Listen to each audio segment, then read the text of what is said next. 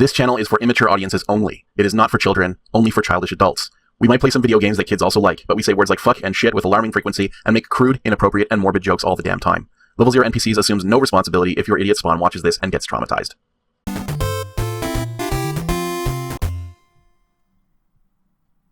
Wow. Wow. Wow. Hey, everybody. Sorry we took a week off. We had things to do. But lucky for you, we're back. And even more lucky for you, you get one episode. And even more lucky for you, it's a mailbag. It's a mailbag. So no gameplay this week. That's right. 2 weeks, no gameplay. Whip, whip, whip, whip, whip, whip, whip. Oh, they already turned it off. They're already gone. We owe them at least the explanation that we planned that we were going to explain. Yeah. So we sat down to take that. Okay, yeah. We sat down to record. And we're talking about things that go missing and either turn up or don't. We've all had that experience of a thing that we were sure was lost that turns up again. And I was describing an experience that I had in which a thing turned up which had never gone lost in the first place. So I had a number of consoles in the generation of the Nintendo DS, from the DS to the 2DS to the 3DS and the 3DS XL. Sort of the last consoles that I owned were those. And I opened up my case one day to pull out some games. And I opened up the cartridge for like Rune Factory or something and found a copy of a game entitled Pokemon Mystery Dungeon Blue Rescue Team. And this is the first part of the mystery because I have no idea where that game came from. Now, I know many people who have copies of games that they can't explain, but it's because they had many games. I don't have a particularly compelling explanation for where that game came from. Someone had to have put it amongst my things, but I don't know who would have owned it in the first place. I was just telling the gang, I think possibly an old landlady of mine mistook one of her son's games for one of my games and just put it in my things in a well-meaning attempt to tidy up or something like that. But anyway, can't explain where it came from. The deepening part of this mystery is that Pokemon Mystery Dungeon Blue Rescue Team proved to be sort of mental illness in a box. Perhaps my least favorite game that I've ever played. I sunk a number of hours into it on the Nintendo 2DS, which I owned in particular because the 3D effect of the 3DS never worked for me. It just kind of made me sick. So I have it on this the 2DS, if you're not familiar with it, is sort of a flat, non-folding version of the 3DS. Ultimately, after sort of the punishing gameplay loop of Blue Rescue Team, I decided the best way to defeat the game would be by the simple expedient of giving the 2DS the hinge that the manufacturers had declined to give it and folding the fucker in half. I'm not proud of that. It was childish, selfish behavior to destroy this expensive thing that I'd been given. It is a bad chapter of my life. I was under a lot of stress. That was when Matt and I were working together. That project was pretty brutal. Oh yeah. So not to make excuses for bad behavior. That's just where I was at with it. Flash forward. I'm living in Alberta. We're recording Dr. Brain, and that's longtime viewers will remember that my life kind of fell apart around that chapter. And I'm preparing to move, and I'm packing up my gameplay equipment, and I'm like, I'm never going to use these game consoles again. So I pack them all up in a wicker basket, and I'm going to trade them to Luke for a big plate of Mexican food. But while I'm packing the stuff up, I'm taking inventory of the various consoles, and I pull out a Nintendo 2DS. And I'm looking at it, and it looks very intact, and I'm thinking to myself, but I killed you. It's the same color, it's the same unit, and I turn it on, and it works. There's nothing wrong with it. Works perfectly. And I'm holding this in my hand, remembering holding the ruin of the other one. It is just one screen under the casing of the 2DS. And I know that because I smashed it and turned it into sort of spidery, shattered LCD strands. And I'm holding You made this it perfect 2+ screens at one point. Yeah. Yeah, that thing, no part of that device would ever be a functional piece of electronics again. And I'm holding a perfectly intact, unblemished 2DS in my hands. Same and color. I'm so, same color, same device. I have no idea where that device came from. And not having the energy to think about it. Like, I'm so stressed during this move. I think I lost 20 pounds in 2 weeks. As a shell of a man, I meet Luke, the last person in Edmonton that I see before I move back to the East Coast. I'm dead on my feet. We meet up for Mexican food. I give Luke a big wicker basket full of video games, and then I head off for the East Coast. So I happen to be talking about how I can't explain where Blue Rescue Team came from, but also I don't really know where that 2DS came from because I destroyed it. And I asked Luke if he had a copy of Pokemon Mystery Dungeon Blue Rescue Team. Because the expectation was that it was destroyed too, right? The expectation was that it may have been lost along with the 2DS, or that it's just there, because I didn't have a case for it. I never bought Blue Rescue Team. I found it. It appeared to you, yeah. It's not even that I found it on the street. I found it in my belongings in a case for another game. Before you continue, I need to make it clear to everyone here. Alex is an expert storyteller, one of the best I have ever been around. One thing he is not, he does not tell ghost stories. He does not tell mysteries. He doesn't do that. Like, he's not that guy. So I need that to be very clear before we continue. He uses florid language yes. when describing very mundane events. Yes. Yeah. I am prone to hyperbole, for sure. Yes. So Luke opens up the wicker basket of games, and he said, "Are you sure that it is Blue Rescue Team?" And I'm but the question, if I may, it was, I found Pokemon Super Mystery Dungeon. Are those the same game? I've never played them before, so I don't know. That was my question. I think the first thing is we were all kind of a little bit stunned when we thought about it, that the 2DS was still a thing, and like it was just sort of like taken for granted. Like, oh yeah, that's weird. But, Yeah. So, Luke pulls out the 2DS, and it's real. I didn't imagine it, and it does work, and he turns it on, and we're joking that he's going to get Jumanji'd into this game. And when Luke asks if they're the same game... If I'm going to get Jumanji'd, it's going to have to be with Pokemon Super, or Pokemon Mystery Dungeon Blue Rescue Team. So I went looking for it. And in the basket, I find the box for Pokemon Super Mystery Dungeon. This is something of an escalation, because it was definitely Blue Rescue Team that I played. And Luke pulls out a copy, the case for Super Mystery Dungeon, which I did not buy, because I wouldn't do that to myself. Even I don't have that much self-loathing. And you don't recall ever owning it or having it or seeing in your belongings. My best explanation for it is that the in-laws gave remarkably, almost insightfully bad Christmas presents. Like surgically wrong. A great example is knowing that I liked both Star Wars and Lego.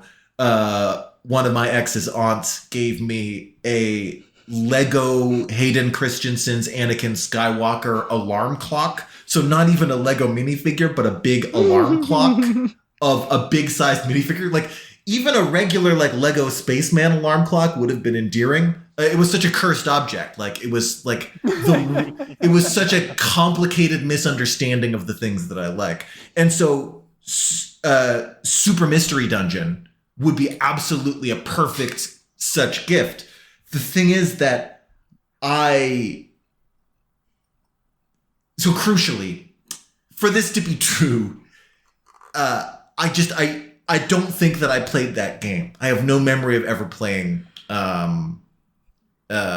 Super Mystery Dungeon. But Luke loads up Super Mystery Dungeon and finds a save file for a Trico named Hicks, about level 20 with about 36 hours to play. Which level 28 with 32 hours, I think. Which does pretty perfectly describe my experience playing Pokemon Mystery Dungeon Blue Rescue Team. So what has to have happened is that I did receive a new 2DS and Super Mystery Dungeon. And for some reason, hated myself enough to play that game and recreate my save file from the old game. But okay, so we did look this up. You cannot move your save file from Blue Rescue Team there's to no Super save Mystery game Dungeon. compatibility No, between the two. there is not. So you would have to do some ROM hacking to get it done. But nobody's doing that. And also, talking about the confusion between these two games, they do have very similar names: Blue Rescue Team, Mystery Dungeon, Blue Rescue Team, and then Super Mystery Dungeon.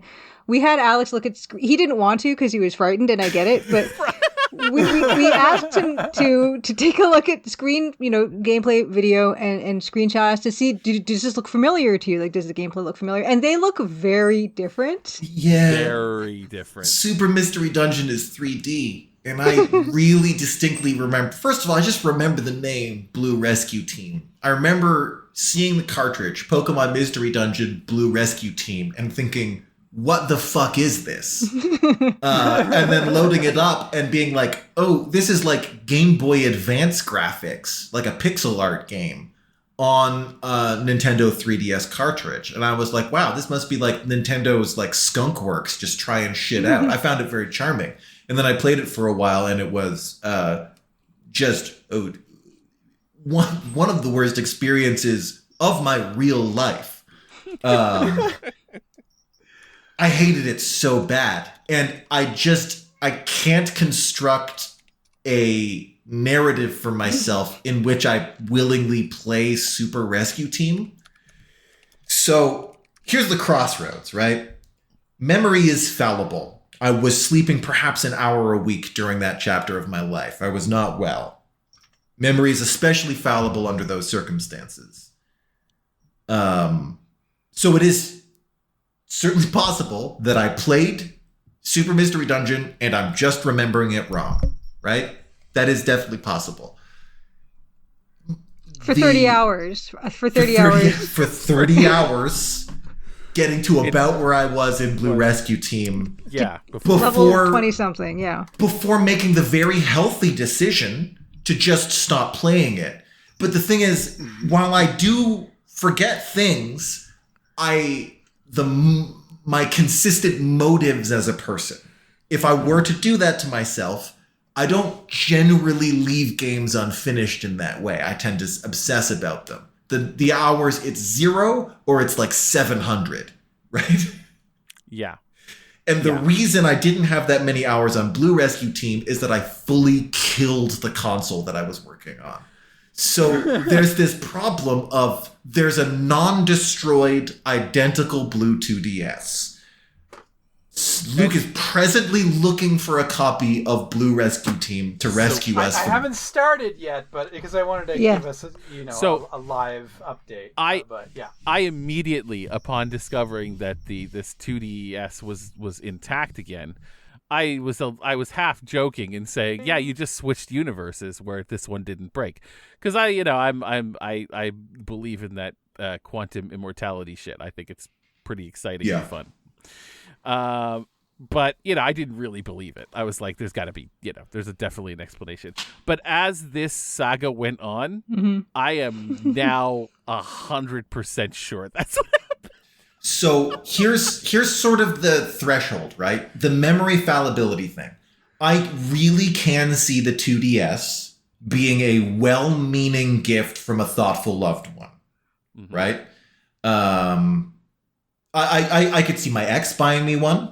Sometimes people in my life who know my birthday, I never tell anyone my birthday, but sometimes what people will do when they're close to me is buy me a birthday present and conceal it because they know I don't like talking about my birthday. That is something that the ex would legitimately do sometimes. So 2DS could have come from there, and I just don't remember. Or even it was literally because they know I don't like talking about my birthday, she just bought it and never said shit about it, right? That is something that for real could have happened, right? So that's, let's say that's a satisfying explanation for that, let's say.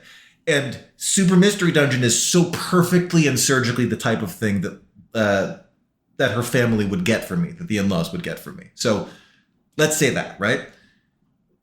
Memory's fallible. That covers all of that. Nothing about that is impossible or unsatisfying to me. The presence of that fucking Trico named Hicks on Pokemon Super Mystery Dungeon defies explanation to such an extreme degree. On a game that you don't actually remember playing for 32 hours. And the sequel to a game that I hate so much. And just as a distinction also, like Luke did mention, you could turn on a handheld and leave it on, and you could log 32 hours of game length. But the problem is this Trico was what, like level 26 or something? Yeah, it's level 26. So that's active playing.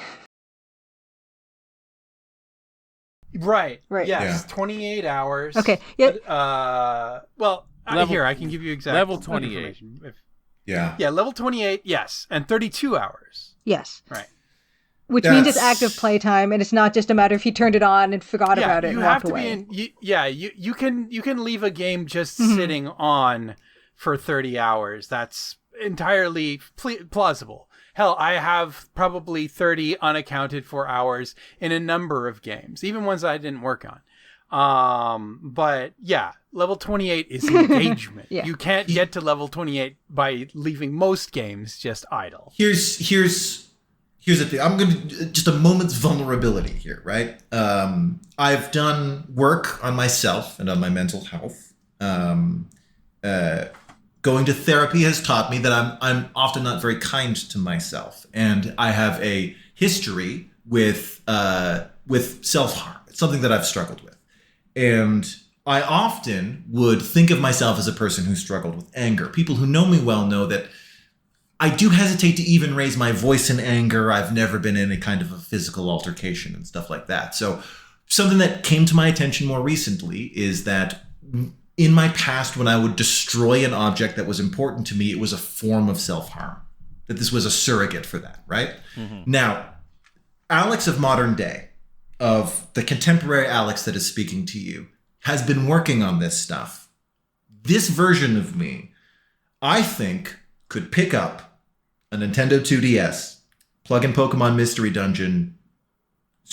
Super Mystery Dungeon, give it a shot, forgive myself for my frustrations with the earlier game, forgive past Alex for his outburst and his sort of self-loathing, forgive the game for not being a very good game, give it a shot for a day or two, and then put it away forever. I can imagine myself doing that.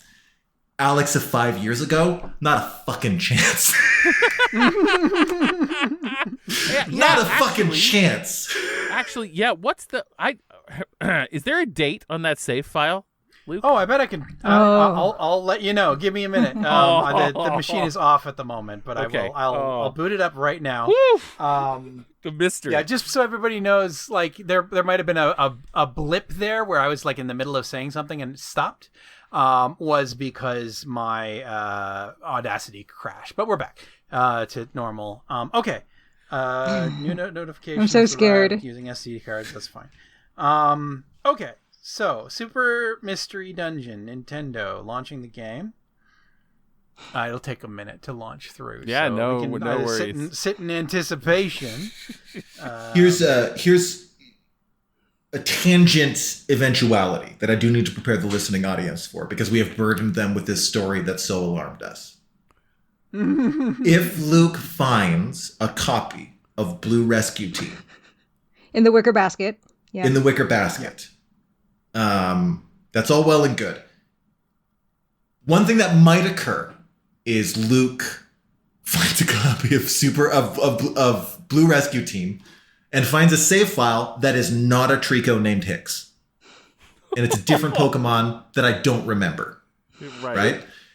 What this means is that this does mean that I am remembering it wrong, and I have collated my memories of both games together into one experience. Yes. Right? That is sort of the explanation for it.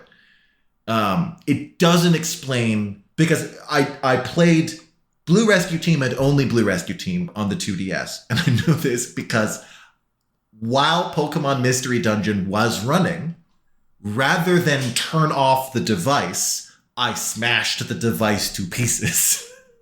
Yes. So that was the end of that device, right? So there's no sane explanation why I would load up the second game. My theory is if I had to put, like, I'm laying it on the line here.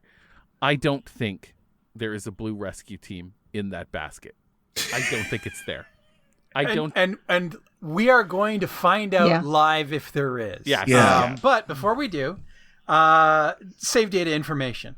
So no save game or no date on the save game in the game, but there may be a file management system in the 3DS that might show me the date of the save game. But just for everybody's information, you said it was a Trico, the green lizard guy, named Hicks. Level 28, chapter 15. So they played 15 chapters of the game. Yeah. 31 hours, 37 minutes, 36 seconds. 30. Team Hyper Beam. 77 out of 720 species. Unlocked, rank bronze. Yeah. And then there's a row of creatures down below. I couldn't name a single one of them because I don't see a Pikachu in there. All right. So returning to the 3DS home. Okay, so let's see here. Health and safety information, that's not helpful. Me Maker, Street Pass, eShop, AR Games, Face Raiders. We told this story slightly out of sequence. And system settings? Let's take a look at system settings. Here's the thing that was so upsetting to me is that I was telling this story about a whimsical anecdote about a copy of a game that I couldn't explain, and then the presence of a console that I couldn't explain. And so there was a few things, expected outcomes. My friend Aaron once told me, who I believe recorded with Level Zero back in the day, didn't he? Yeah. He played Diablo 3 with us. Oh yeah. And Aaron, Friday the 13th.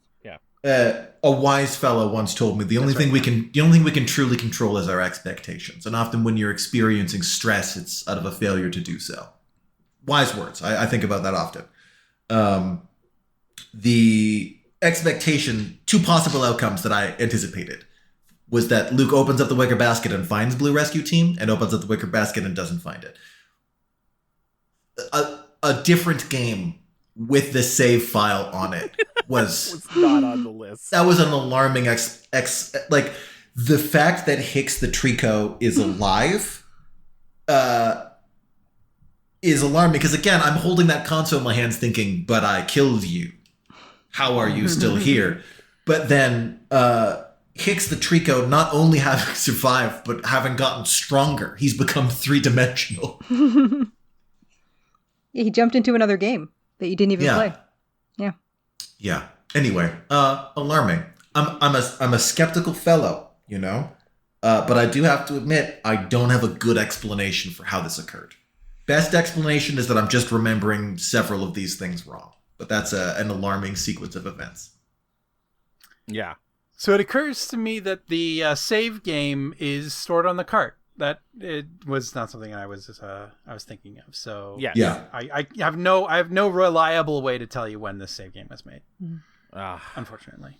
Yeah. If somebody listening is aware of a way to know your save game and has played or know that the date that your save game was made in Pokemon Super Mystery Dungeon, that does not require me to like buy something and like attach it to my 3DS here and like go spelunking in data. we'll do it. But otherwise, that's just sort of where we're at. So Yes. let's move on to the exploratory Yes. section. Yeah. Yes, please.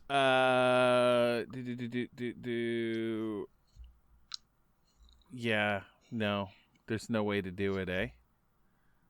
Well, I mean, like maybe there's something in the actual game that like tells you the date that a certain thing was done, but I have no idea because I have not played basically any of the Pokemon games. So that's just where we're at. Okay, so I have a stack of 3DS and Nintendo DS software. I've emptied the wicker basket and brushed a whole lot of dust off of my jammies here that I am wearing. But we're going to go through each of the boxes and figure out whether we have a Pokemon Blue rescue team. And I have to stress, both explanations are so bad. Like, it's not better if we find it, and it's not better if we don't. Yeah. Okay, so obviously the Pokemon Super Mystery Dungeon box, which you were also not anticipating existing, is empty now because the game was in there. So Yeah. put that aside. Zelda Link Between Worlds, empty box, which is unfortunate because I'm looking forward to playing it, but I will find it. Oh, I don't actually see. I bet that the case of carts is in my living room. I think I did move that over there when I was looking at the 3DS. Otherwise, one of the other 3DSs. Yeah, there's a couple. There's a couple like console cases that might have contained games. Yeah. Okay. So we have a loose Rune Factory here. Great game. Put that aside. Yep. And here's the Rune Factory box, which had previously, I'm sure, in Rune Factory 4. That's where 3DS game. Alex found Blue Rescue Team. Yeah, that was the box. It might have been, yes. I don't know if I actually played Rune Factory 4. I might have owned it and not played it. I played the original Rune Factory. Okay. And in the box is Rune Factory 4. Oh. So there's Rune Factory, and then there's Rune Factory 4. So, Rune Factory for DS, Rune Factory 4 for 3DS. Okay. Yeah. So both of those. Okay. Although Rune Factory for DS is loose at the moment, there might be a box. Right. Yeah. Okay, moving on. There was a box at one point. There might not still be. Oh Yeah, man. there may not still be. I'm Okay. Edge of your seat? I'm at the edge of my seat. Yeah. Okay. So we have a slightly animal-chewed Pokemon Moon box for 3DS, and Pokemon Moon is in it. Okay. Yeah. Okay. 3DS Fire Emblem Awakening, and Fire Emblem Awakening in the box. Another great game. Yeah.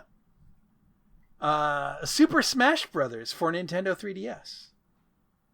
Box contains Super Smash Brothers for 3DS. It was given to me by my sibling Matt as sort of an homage to our shared trauma from playing Super Smash Brothers on N64. Fantasy Life by Level 5, also for 3DS, and also what is in the box is the same. Very charming game. Mario Kart 7. Loved Mario Kart Correct. 7. Cart in box. Yeah. Mario Maker 3DS. Still wrapped. So yeah, I remember receiving that as a gift, and I was at such a decline in my life. I didn't even play the games I was being given. Yep. Shrink wrapped, so I'm just going to assume. I mean, we can open it up and check. Oh, we should. Oh my actually. God. Can you Oh imagine? man, If Pokemon Blue was in this, God, oh man. Blue Rescue Team was in here, like that would be a whole That thing. would be. Hold on. Excellent. I apologize if this is just like the game, then It's gotta be. If it is Pokemon Blue Mystery Dungeon wrapped in cellophane, I'm going to die. yeah. Okay. It's but so- I am it's- going to. Yeah, you don't have to take it another. I'm gonna.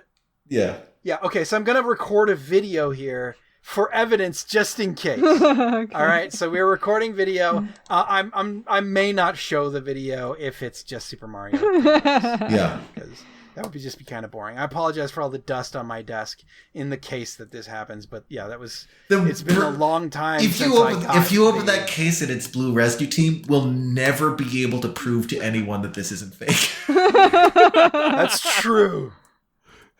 All right. Because so yeah, officially it would shrink have to be fake at that point. There's no other explanation. Yeah. And it isn't, so because this is really happening broken to the us. seal on the shrink wrap. I have devalued this copy of Super Mario Maker 3DS for the people in the distant future for whatever reason this is a valuable piece of For software. posterity, we have reduced the resale value. Yes. Just for content.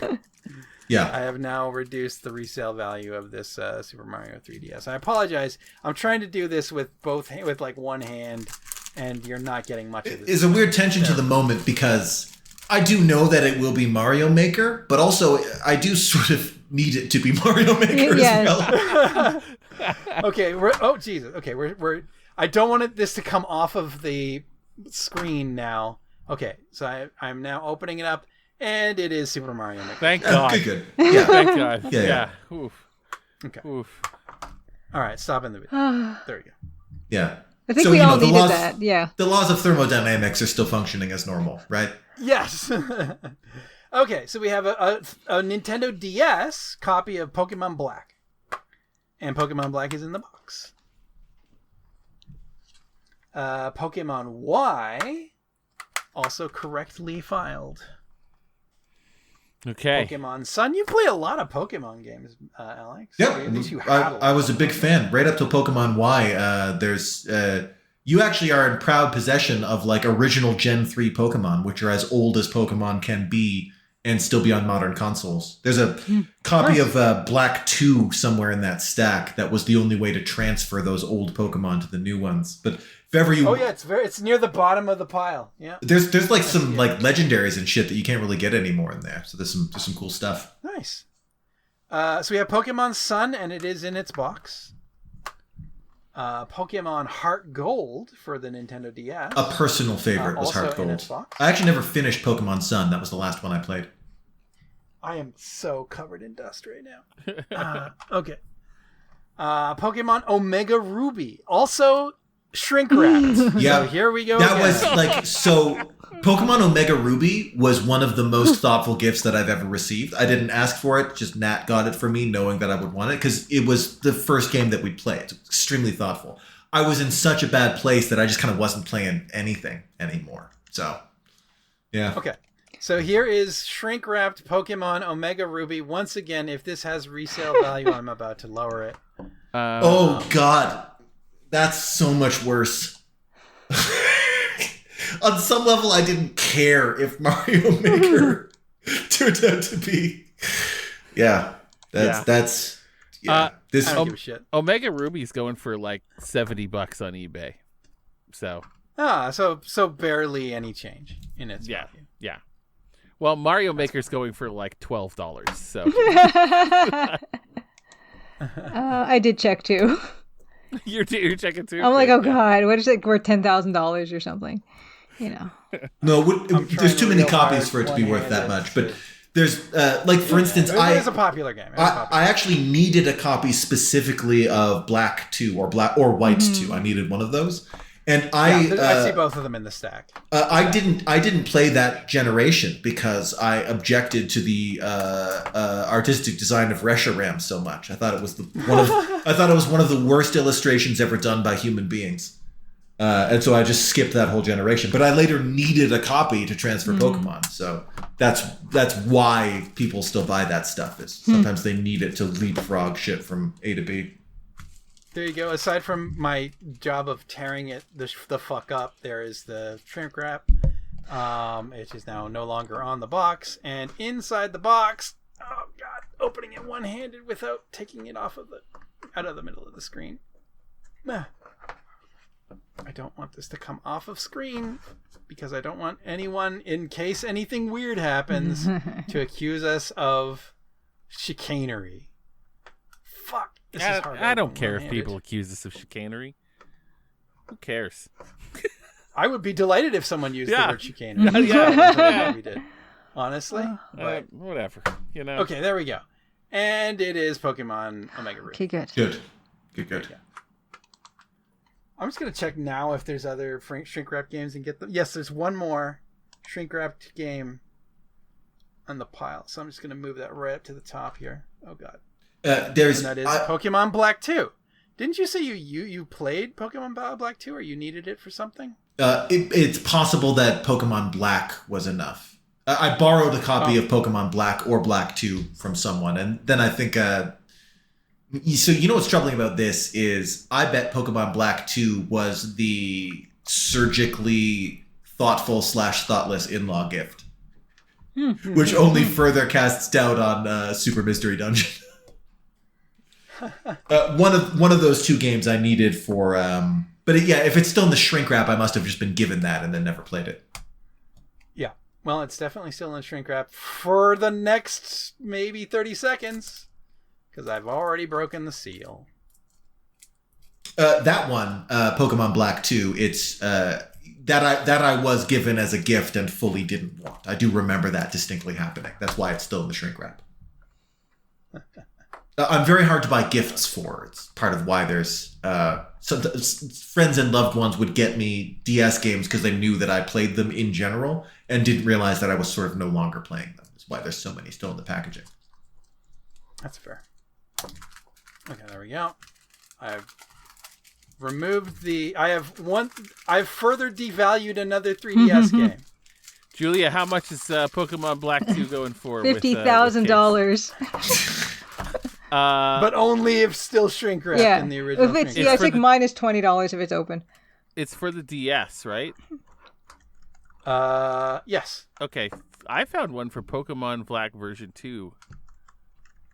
Authentic Nintendo DS Black 2, case and cartridge only tested for $209. Oh, wow, that would have been worth quite a bit. So so that shrink wrap was probably worth like $100. yeah. There's one going for $250. Yeah. What it really is that like it's not a chance thing. There's no chance there's anything other than Pokemon Black 2 in there. It's just Black 2. We talk about it as like it's just if we didn't open it, we would never get to see something impossible happen. Yes, exactly. Yeah. Okay, that's all the shrink wrapped games. I'm turning off the video now. Okay. I hate to say it, but these people are selling these for like $250, $260, $270 without the plastic wrap. Yeah. So you could just... Well, that's nice. That's nice. Yeah. Yeah. But I mean, I bet if I had kept the plastic wrap on, it probably would have been worth slightly more. Yeah. I'm going to write sealed. But I mean, I have no intention of selling this shit. I'm not the kind of person that has the patience for selling shit on eBay. Oh, sealed, it's $499. Jesus. So this plastic wrap that I'm crumpling in my hand is $250 of plastic wrap. Oh my god. Ooh, that's hurtful. Ooh, that's. I believe I told Luke at the time when I exchanged this stuff for Mexican food that I didn't care if he later sold it. That wasn't. Yeah. You may do so. I mean, yes, I am sentimental about these kinds of things, and I would not sell a gift. But also, I mean, unless I was extremely desperate. Yeah. But also, it is extremely funny to me that I just devalued. I just cut something's value in half that was worth $500. Yeah, that is it. Yeah. For posterity. And knowing that there was no chance that there was a reason I was doing that. They were so that. tantalizing. You know there was like a tiny chance that we would have just completely... It's just like I love watching ghost hunting shows, even though I don't believe in ghosts. How amazing would it be if you opened up that copy of Pokemon Black 2 and instead it was Pokemon Mystery Dungeon Blue Rescue Team, and you loaded it up and on there was a Trico named Hicks with the exact same number of hours on it? That would be beyond anything. Yeah. Someone is selling one for $1,111. Oh my god. Wow. But I mean, 1111, that's just a meme. Like, nobody's buying that. Nobody's buying that. Okay. So we have a box for Pokemon Platinum version for Nintendo DS. That I it is believe empty. I believe I did play Pokemon Platinum. There should be quite a lot of hours on there. Box is empty, however, so cart is MIA. But maybe in that case that you mentioned. It should be, yeah. There's a few that are in the pouch there. I gotta tell you, every one of these is selling for a good amount of money. Well, there you go. Yeah. I'll just put this video up. Okay. So we got Pokemon White version 2. Slightly more dog-eared. That'd be the X's copy, I believe. Yeah. Not sealed at all. And it is empty. The card is not in there, so it's probably in the pouch. Yeah. Yeah. The X was given a number of games and played some of them. Right on. If Nintendo DS. If fucking only that Trico wasn't named Hicks. Because the X would pick up a game and play it for a bit and then put it away. So like 30 hours or something on a game, sure, fine, that could happen. The Trico named Hicks, man.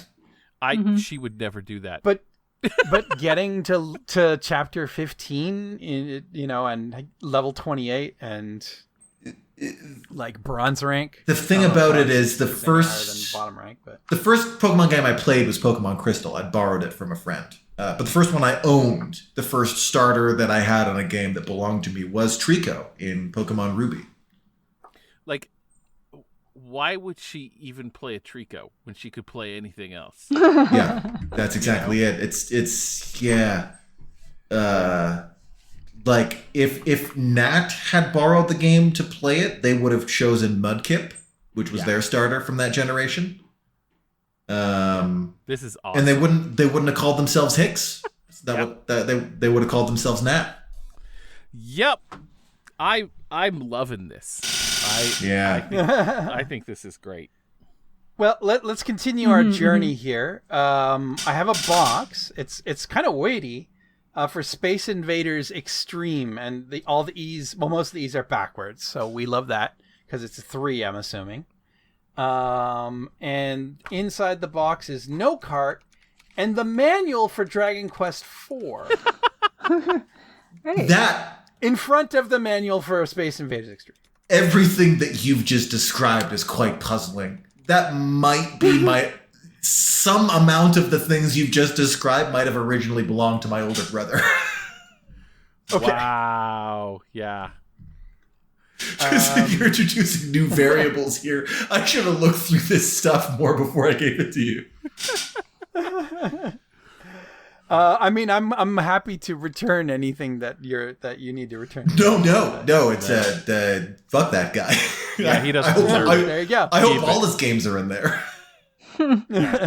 Okay, so we have Mario Kart DS, which I'm assuming because it's in Canada can be played in French. Empty, but does have the manual. Okay. Yeah. Si vous aimez Mario Kart DS, jetez un coup d'essai à ces autres jeux formidables. Formidable. Yeah. Play the other cool Mario game. For me, I've down. been my camera isn't on. If anyone can see me, I am slowly picking a rubber band into tinier and tinier molecular pieces. That's what I've been doing for the last couple hours. Okay, so we have another Atlas game here. This is The Dark Spire. And it's empty. But the book is in the box. Okay. We have Super Mario DS. Wow, this was extra dusty. Holy shit.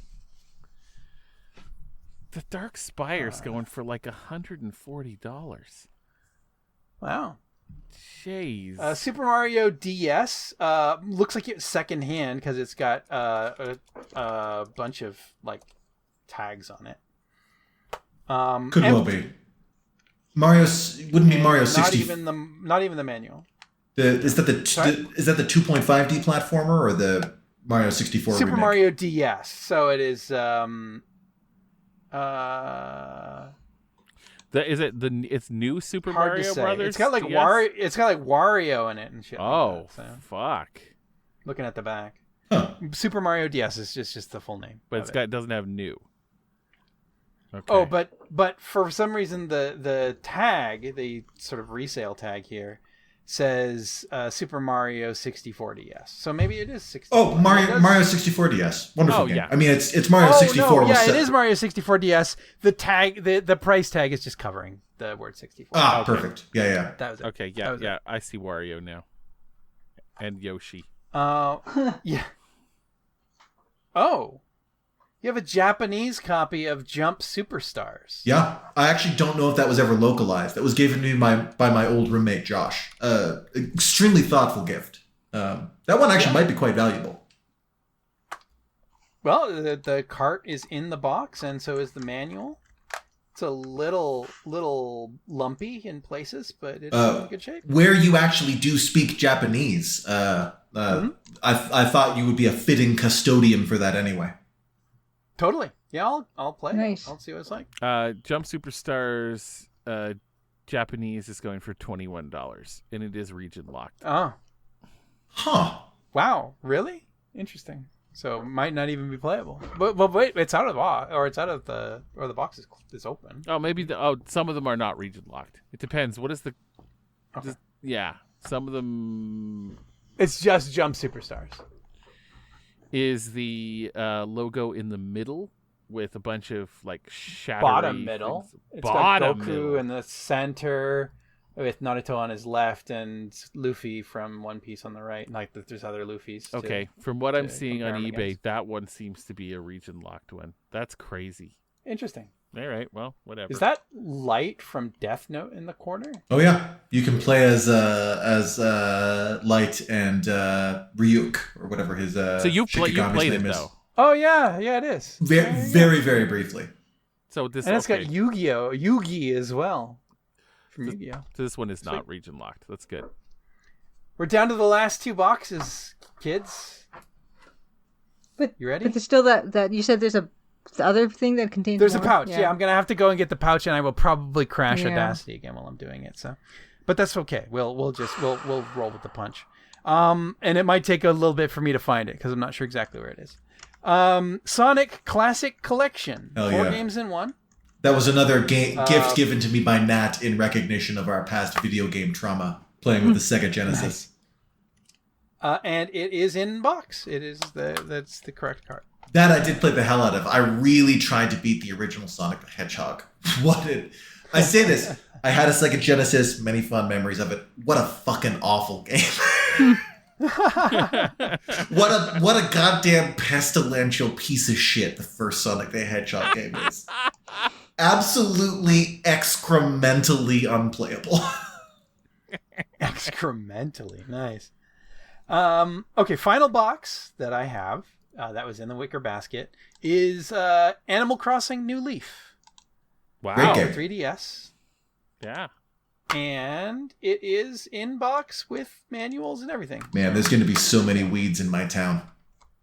Oh yeah, I bet. Yeah. I can reload it and weed for you if you like. I mean, I don't know if I stand by any of the choices I made when playing New Leaf. That's an Animal Crossing I haven't played. So, actually, oddly enough, I was just having a conversation about Animal Crossing with the staff of a bakery that I hang out at. I noticed that one of the staff members was wearing a Animal Crossing backpack, so we got into a conversation about Animal Crossing. And this is one of the games that she had played, but I had not. So, I'll mention that a whole saga happened, and Animal Crossing New Leaf was a part of the thing. Okay, boys and girls, I gotta go find a pouch of games, so I might disappear for a bit, but I will be back. That's yeah. all right. I was thinking maybe I could do the Speakeasy password while you're gone. Oh yeah, here, let me press a button first. Oh God, we didn't. No, we didn't queue it up. Have Cue it fun. up. No.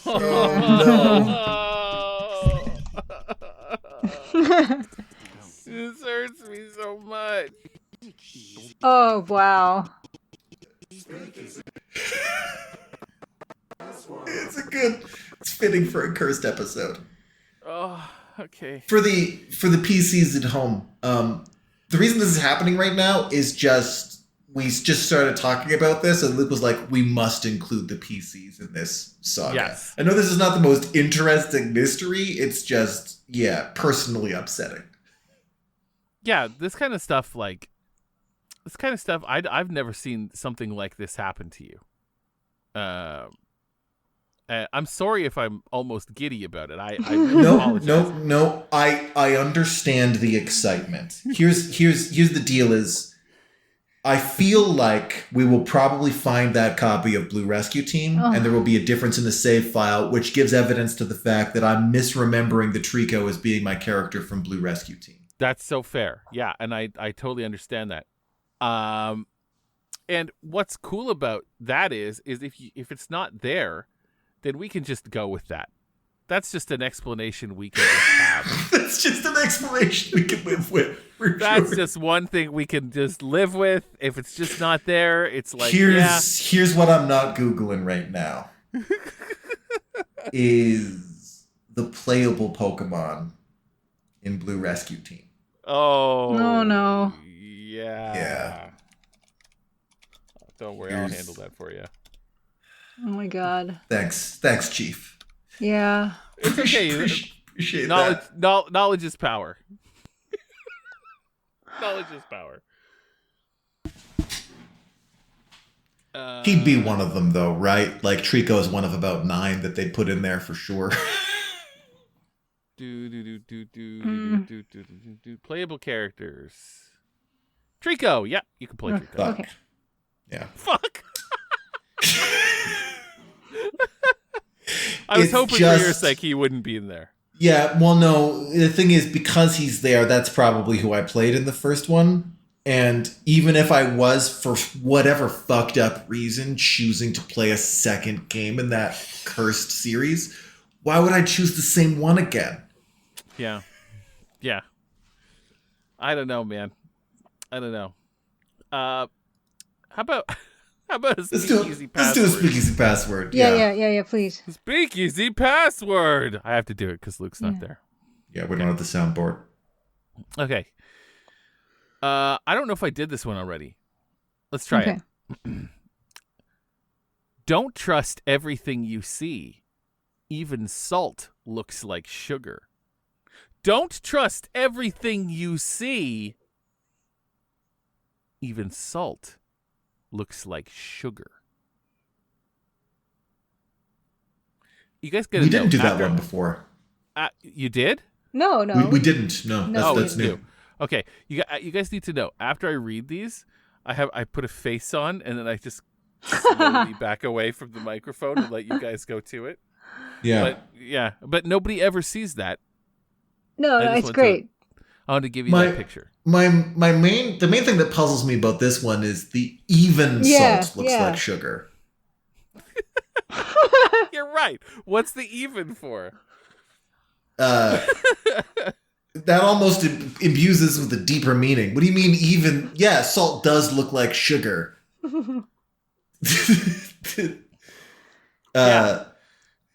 That's weird. It's just the even is just a word for to separate the other words, I guess. Overall, though, it's not the worst password nor the worst piece of advice. Salt does kind of look like sugar. I think it literally doesn't if you look closely, but it certainly can look a lot like sugar. Yeah. Don't believe in everything you see. Some things are, Well, okay. The first part. What was the first part again? Don't believe in everything you see. Even salt looks like sugar. Okay, wait. Don't believe in or don't believe everything you see. Hold on. Let me. I actually closed it. Hold on. We go back here. Don't trust everything you see. There you go. Even salt looks like sugar. Don't trust everything you see. Of all the things that look like sugar, unbelievably, even salt does. That totally doesn't My work. recording's still running. I'm not entering the room just yet. Okay. I did find another 3DS that has a cartridge in it. I haven't checked what it is yet. Oh, I need to run down to my storage unit. Oh my! Okay. Oh, we're so committed. Fantastic. That's great. There's about 5 different consoles and I have an explanation for several of them, but not all of them. The one I have least explanation for is the 2DS. Yeah, that's crazy. That thing should be dead. So the problem, going back to the Speakeasy password, the problem with even is that it's doing the complete opposite job of what it should be doing, right? So it's not even like we could. It's just It's a very efficient way to fuck up a whole sentence. Yes. Yeah, like if you just killed it and just said, "Don't trust everything you see. Salt looks like sugar." Yeah. That'd be You fun. could even say sometimes salt looks like sugar because there are formats of both that don't resemble the other. Yes. That's true. So sometimes would work Yeah. and fill the same ecological niche there of even. Sometimes would be so much better. So- God, you're right. Yeah, that'd be great. Fine. It makes me feel like these are AI or something I mean, that's possible. because I don't Although understand that. The even bothers me the more I think about it, Yeah, to it's be horrible. honest. This Julia and I often do this where we will sort of form a little particle accelerator of irritation about these things. Yes. Yeah. I don't like it at all. I think like if this was a person who wrote this, I think what they're just trying to do is what people do. It's like they're putting a word into this whatever they're saying to make it sound like it's more meaningful. And what this has done is completely the opposite. And it's just it's sad. Yeah. I have to tell you guys too, like you guys do this and I don't know if this has been very apparent when I don't care about any of these. For sure. None of these have interested me even once, but I love just throwing it out there. Mm-hmm. That's the fun to me. Throwing it Yeah. to you guys like meat to dogs. It's what It always bothers one of us. I live for that. Yes, I love it. It's one of my favorite things. It's just I don't give a shit about any of these passwords. They mean fuck all to me, but I love this part of the show. I We, like it too. We've done a lot of mailbags from the standards of an episode of a Let's Play. This might truly be the worst it's ever been done. Yes. Yeah. I agree. Not as an episode of media. I stand by everything we've ever recorded. I think we're brilliant, and everyone else needs to catch up and get on our level. But in terms of the evaluation of a show by its quality as a Let's Play, this is perhaps the worst one we've ever done. Oh, for sure. We haven't even answered any questions related to the game yet. No. We'll get there. We'll get there. For sure. Yeah. The thing is, we've had like a crazy mystery hanging over our heads before we even started. It's why we're only doing one episode because we spent an hour talking about it. It's Yeah. Can I imagine a version of myself that hated myself enough to play Super Rescue Team? Yeah, I guess I can. I don't know. Surely I would remember. That's the problem. Yeah. The question I have is, so you guys are hoping that Luke will find the Blue Rescue Team game? No, well, see, here's the And thing. the protagonist is a Psyduck or something. That would be the ideal conclusion to this? Because what that would explain is that I'm just conflating memories of two different games. And I'm recalling my experience playing Super Mystery Dungeon, but superimposing it on my memories of playing Blue Rescue Team. The sequence of events that is true is I found a copy, just a loose copy of Blue Rescue Team in a different box with no explanation for where it came from. I played it, I hated it so bad and in such a dark chapter of my life that I destroyed this delightful video game console that I actually liked and cared about in a moment of deep frustration and just awful mental health, right? Psyduck is 100% one of the playable characters in that too. You know? Yeah, he'd be a strong candidate, right? Yeah. Of all the Pokemon, I might be most like Psyduck. Okay, you guys ready for another Speakeasy password? Yes, please. Speakeasy password. All right. Believe you can, and you're halfway there. Believe you can, and you're halfway there. Except, I need to say, halfway is 2 words. So sorry. No. Believe you can. And No, you're thank you. half That's way there. Way there. that's important. Yeah, I wanted to bring that up because I Thank have you. to read it. Because it's annoying. Yeah. It is. It's a relevant part of it. You know. A thing that I am learning is that it matters how you talk to yourself. Mm-hmm. Yeah. And there is an extent to which I've talked about this before, that you don't think your way out of a problem. Positive action is really, really important. Yeah. Changing your behavior will help you change your thinking. But it does matter how you talk to yourself. And there is, you don't beat yourself up for every intrusive thought, but your conscious thoughts, the things that are within your control, to catch yourself thinking negatively. There's an extent to which that is part of that positive action, right? And so if you are constantly being down on yourself, these things do become true. So there's an element of that where it's healthy to believe in yourself. Yeah. Mm-hmm. Yeah. Yeah. I actually I think, some sort of positive motivation is can take you halfway there. I don't think it all the time that works, but I think it can. And there's a starting something is hard. Getting started on something is quite difficult to do. And there's another hurdle there that I don't know. We've addressed it before. Like, completing any task is so difficult. The almost anything worth doing, you will at some point want to stop doing it. Yeah. You will have a day where you just don't want to do it, and you will have to find a way to keep on going. And belief that you can do it is not necessarily the thing that's going to get you there. Mm-hmm. Yeah. You sort of come up on the belief that you should do it, or the belief that it is important to do it. And things just like the things that I make are important enough that even though I'm having a bad day, I should keep on making it. I don't know that hurdle is after the 50% mark is my only objection to this statement. I mean, I think I don't know if it's chronological, but halfway, halfway involves some hard stuff. Yeah. Yeah. Sure. There's a lot of discouragement that happens there, and you can't one doesn't want those moments of doubt to slow you down. Yeah. Wait, are we okay with this one? Well, because I think, as general advice, it's kind of nice to have just an encouraging piece of advice, even though I don't necessarily think that it's quite true, in that I don't think that thinking you can is halfway. I think it's a good start, but I don't think it's half of the work. Yeah. All right. I think it's important. I don't necessarily think that it's half. Give me a percentage. So here's the thing. So It you is disagree legit. with 50%. Yeah, too.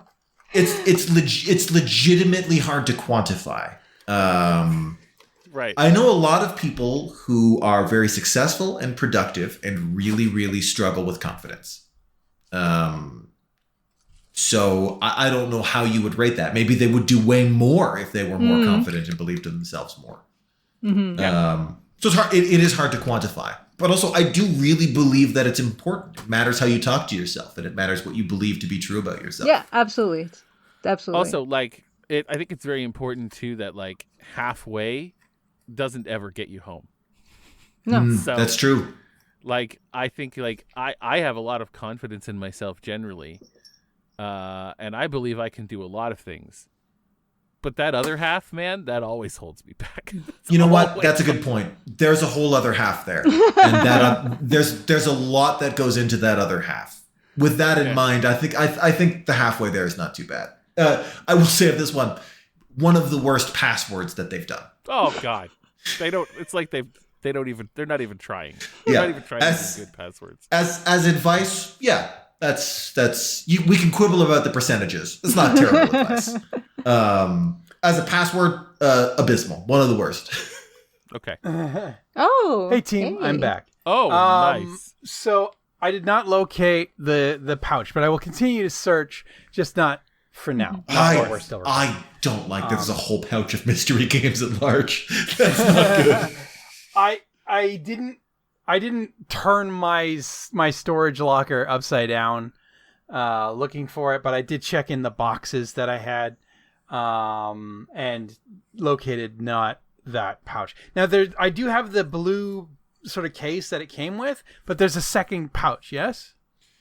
Or is this the only one? Because if not, then there are no games. Did you find the blue 2DS case?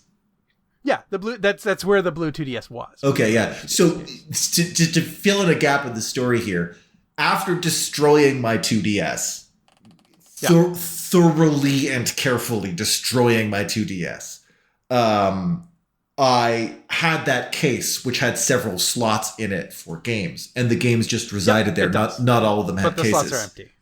Oh, troubling. When I opened up the wicker basket to check what games I had, I picked up that case and I was like, huh, that's a heavy case. And then I opened it up and the 2DS had sort of respawned. And that's where the blue 2DS is. Yeah. That's where it was. Okay. And continue. Well, it isn't now because it's on my desk recharging at the moment. But and Pokemon is still up. I'm not adding hours because I haven't loaded the game. But yeah. Anyway. All that to say, if this was the case in question, then yeah, like Link Between Worlds is lost to space and time, and unfortunately, I might have loaned it to someone and never got it back, which is a pity. That is a good game. I would have loved for you to have that. I had heard as much as well, and I was gonna check it out, but I like, since I have now bothered to charge your 2DS, and I will charge your 3DSs because there's two of them. I absolutely will play. Okay. Now, are there any cartridges in the 3DSs? So there is a the one of the 3DSs is empty. The purple one with the sort of like space theme nebula skin on it does have a piece of software in it. So we're about to find this one, and this is going to be the last one. I believe that's my 3DS XL. It's a good console. Yeah. This is where I will, like, I'll wipe down the screens, but then I will be using this one to play, almost certainly. So, moment of truth. This is the last chance. This is our that last one chance. Truly cannot be Blue Rescue Team because it has no business being in a console. And the answer is Dragon Quest IV. Oh, well, that makes sense. Yeah. Nintendo DS. Yeah, that explains why. You know Dragon what? Quest IV box was empty. I think no, there was no box for Dragon Quest IV. The manual was in the Space Invaders box, which was also empty. So yeah, sorry. Go ahead. That's no. I was just trying to figure out where the Space Invaders game came from, but I think I did force myself one day to sit down and start Dragon Quest. So that makes sense that it would be in there. I may have also been hallucinating the case that I was thinking of. That might have been actually my Switch carry case. There may have been other cases for other consoles, and those may have additional games in them. While searching for the Nintendo DS case, I did come across my old PS Vita, which is pretty cool. Oh, nice. Sweet. Yeah.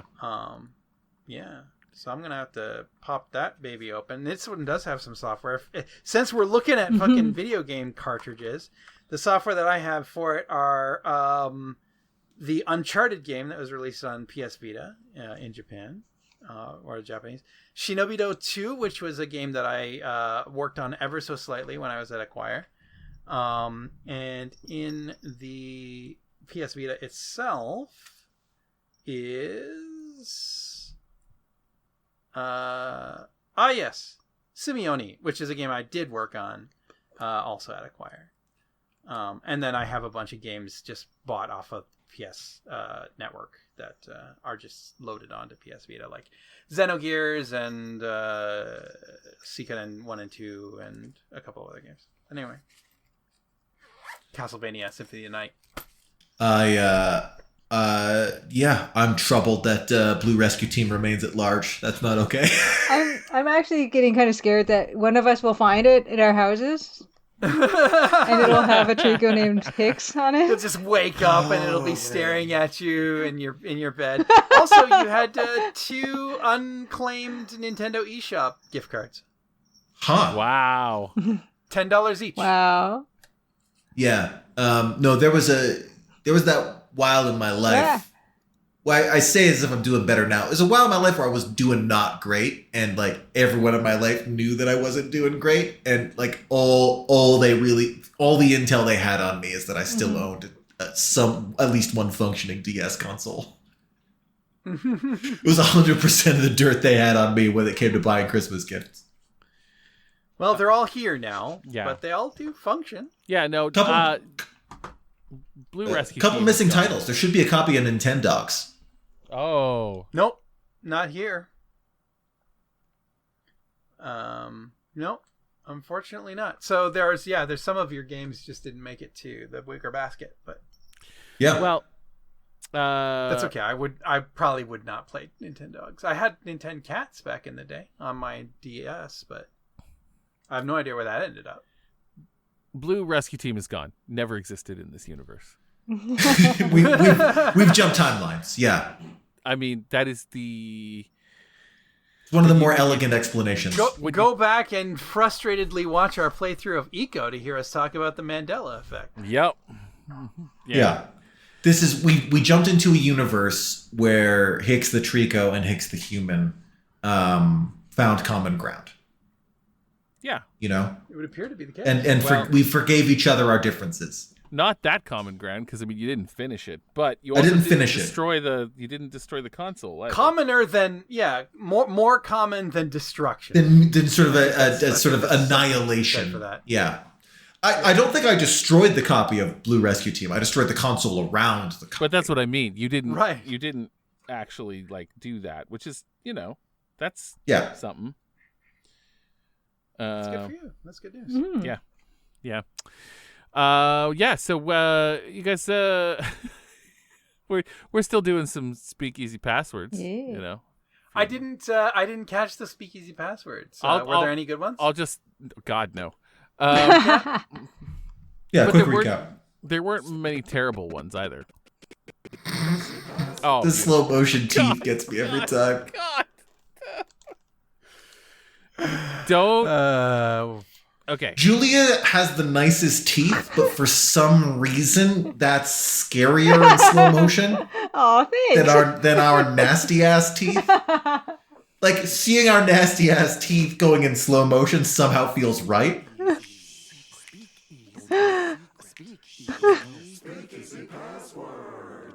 Gorgeous. Thank you. I mean, to be fair, I was in yellow light. Yeah, me too. I was in a very yellow apartment with very yellow lights, so my teeth are probably not that yellow. They're not great, you know. I've had them for 30 years. When do your adult teeth start coming in? Not when you're 6. I don't know. True story. After we did that thing, I bought and used 2 rounds of the whitening strips. Yeah. So for 20 days straight, I used whitening strips. How'd they go? After we recorded that? Pretty good. Yeah. I think my teeth are certainly whiter than they were during that recording. That's cool that they work. I used them before, but I think it's been like 10 years since I tried those. Or 10 or more, yeah. No, they seem to have worked out well for you. Okay. I also had better lighting, you know. Well, yeah. It's true. You're the only one with a proper fucking like Twitch setup. So. Mm-hmm. So, Luke, don't trust everything you see, because even salt looks like sugar. Don't trust everything you see. Even salt looks like sugar. Okay. You know? Yeah. Even. Yeah. our big point of contention is that even is such a weird word to use there. Well, I mean, obviously they're talking about cocaine, right? Well, yeah. Obviously. Cocaine looks like sugar. Even salt looks like sugar. Everything looks like sugar. Everything looks So like why sugar. are you hassling me about the cocaine? Yeah, just cool out, man. Just chill. You don't need to make a big deal about it. Yeah, be Also- cool. Yeah, like, and I also really think that Don't be a narc. if you believe you can, and you're halfway there, that's what I would say. Believe you can, and you're halfway there. Halfway being two different words. Half space way. Way, yeah. Okay. Wow. Yeah. Those are the two that we've gone through. Yeah. Yep. Also, So that's like if existence is like a Windows loading bar. yeah. Yeah, you have to believe. You know what though? Where it gets to like 90% real fucking fast and then stops for like 2 hours. I think you kind of have to believe you exist to exist in a lot of ways. Yeah. Yeah, I think that's easier. I think it's a thing. I'm not sure existence is contingent on belief, but okay. Sure it is. Oh, here's my recently $1,000 copy of Pokemon Black. Well, yeah. Keep that safe, man. Keep it secret. Can't keep it secret. Now everybody knows. It is as unsecret as possible at this point. Yeah. But anyone that was gonna kill me over $1,000 copy now only has a $250 copy, so available to kill me for. I have other groups of friends that know the Pokemon Mystery Dungeon Blue Rescue Team story. Mm-hmm. I'm gonna have to tell them. Yeah, check with them. Yeah. I'm gonna have to tell them that Hicks the Trico breached containment. Oh, he's gonna show up everywhere now, I think. Yeah. Guess what? Another Speakeasy password? Oh my God, yes. Do it. Sure, let's fucking do it. Let's Hold go. on. There. Wow. Beautiful. So, Sorry for Speakeasy password. guys, here's the thing. True love isn't found, it's built. True love isn't found, it's built. True love isn't found, it's built. Built. Built. B-U-I-L-T. Built. Here's an odd take on this one. Okay. Even if that's true, even if that's true, You're halfway there. Mm-hmm. even if that's true, fuck off.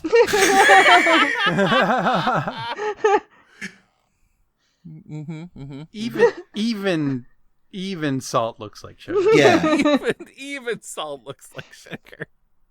If true love really is not found sure. but built, if that's the case, even so, fuck off. That's my takeaway from this. I think it's a little bit. I think it's both. Both. Yeah. I think it's both. I think If I look back on my relationships, right, Yeah. that didn't work out, there's a real sense in which I spent a lot of years trying to build something that was not there. Yes. I would argue just not necessarily to be devil's advocate here, but just to say like the building is not something that can be done alone. Yeah. It is something. It is a team effort. It is something that both of you have to build. For sure. Yeah. I think there is a validity to it in that that initial feeling, that limerence that you feel for another person is not the same as love. That's something that you can spend a lot of years never quite learning that lesson, that connection that you feel, that limerence is obsession, and everyone experiences obsession. And sometimes we're very lucky, and the people that we feel that limerence for, we also have relationships with, and those relationships work. But that there is also a lot of work that is inherent in that. I mean, like ideally, that limerence would inspire building, right? Like it would inspire people to move beyond that level. I think it is much more true that it is found and built. Yeah, I agree. That's what I mean. So I think it's fucked to say it isn't found. Mm-hmm. Yeah. Yeah. Yeah. That much is easy to disagree with. Yeah. But half like of it. If it's one or the other, then I would say built is more likely. Yeah, for sure. But it's definitely both. So that means you could take Julia. So that just means you could take two people that just are not compatible whatsoever. But if they both try hard enough, they can make it work. But if they can build true love. Right. Any two people. Right. Does that two humans? Any two people? Any two. All other factors aside, any two. Any two, as long as you're motivated. I don't know that is necessarily implied by. No, Luke, it's not found. It's built. It's built. You can build it anywhere. It's just if you pair up any two people and they don't achieve true love, they did not. They didn't try hard enough. Try hard enough. Hard enough. They're lazy. I mean, I would also argue there are some people who can't successfully build a chair. So you can learn to build a chair. You can learn. You can go on YouTube. You can buy a book. Anyone could learn to build a chair. Okay. Potentially, it's something you can also learn in this case as well. But also, like, it's not guaranteed that they're going to build true love. It's just what it's implying is that's the only way. Yeah. Here's what I'll say in defense of this statement here is. You can meet someone, have a real spark and attraction for that person and an affinity for that person and even start a relationship with this person. If you don't build something with that person, if you do not put the steps in, if you're not prepared to put that work in, then I could entertain the argument that what you're feeling is not true love, right? Because you did not take the time to build that. Where that falls into absurdum is the presumption that just any two arbitrary people can build it. So clearly you do have to find something and then you have to work on that thing. Yeah. Yeah. But remember, it's not found. No, you just make it. You just make it like a chair. Okay, I said... Yeah, I do disagree with the first half of this, for sure. I'm with you though, Luke, in that I like I've said before, I experience attraction kind of like cicada season, once every 4 or 7 years or whatever. But like I know what it is to feel attracted to someone and to feel that real deep connection, right? That sort of overwhelming sense of limerence, and the magic inherent in that. But yeah, if that is not the same as love, that is love is the long game. Love is crossing those hurdles and weathering those moments that don't feel like that. Yeah. And in that sense, I think I would also say it is something that is more built than found. Also, like, yeah, and I know what they're getting at with this. What they're saying is you don't just stumble into true love. You have to work on it. I totally get that's what they mean. Yeah. But, it's fun to fuck these things around. That said, I don't think I know any couple who are really in love who didn't a little bit stumble into it. That is absolutely true, actually. Yeah. Yeah. True. Yeah. Like everyone I know people who are in relationships, even relatively stable and healthy ones, who I don't necessarily think are in love with one another. I know people like that, right? Yeah. Yeah. The people that I know that are really, really in love do seem to be a couple of lovable idiots who just blundered into one another, and that little giddiness never quite wore off. That's true. Hundo P. Yeah. Mm-hmm. But I think that's why I think it's both. Because that'll only take you so far. Yeah. There's a found thing in there, right? That you are working on. Beautiful, guys. God, we're crummy wise. advice, crummy password. Yeah. Yeah. God, we're wise. There's one more, by the way, if you want it. Mm-hmm. Let's do it. It's been a while since we've caught up. Got to empty the chamber. Yeah. This one came today, 9 hours ago, in fact. All right. Some people walk through the forest and see no firewood. Some people walk through the forest and see no firewood. I'm almost sure they've used this one before. Walk through the forest and see no firewood. Yeah. Isn't this a repeat? I think we're repeating them. I feel like we've heard this one before. Because we hated it the first time, and we're going to hate it the second repeat. time. Yeah. Yeah, Thanks, we've talked guys. about before, like this weird cynicism of why would you look at a forest and consider it firewood? Yeah, it's gross. That's fucked up. Yeah. It's like the worst version of not seeing the forest for the trees. Yeah, I mean, like, you know, if you desperately needed to make a fire and you were in the forest and it had like very recently rained, then like, yeah, it might be entirely possible not to see any firewood. But If you are looking for firewood, then this does not describe you, because you're in the forest looking for firewood. The fact that you can't find any might mean that there isn't any good firewood, because fires can be hard to build if it's damp and shitty out, right? yeah. And if you don't need to build a fire, from that perspective, like, yeah, depending on the weather conditions, there are many times when you could enter the forest and not find any firewood. yeah, I mean, you could find wood that you could eventually dry out and use as firewood. I guess, you know, if we wanted to be really pedantic, but which we do frequently. Well, that's what this is.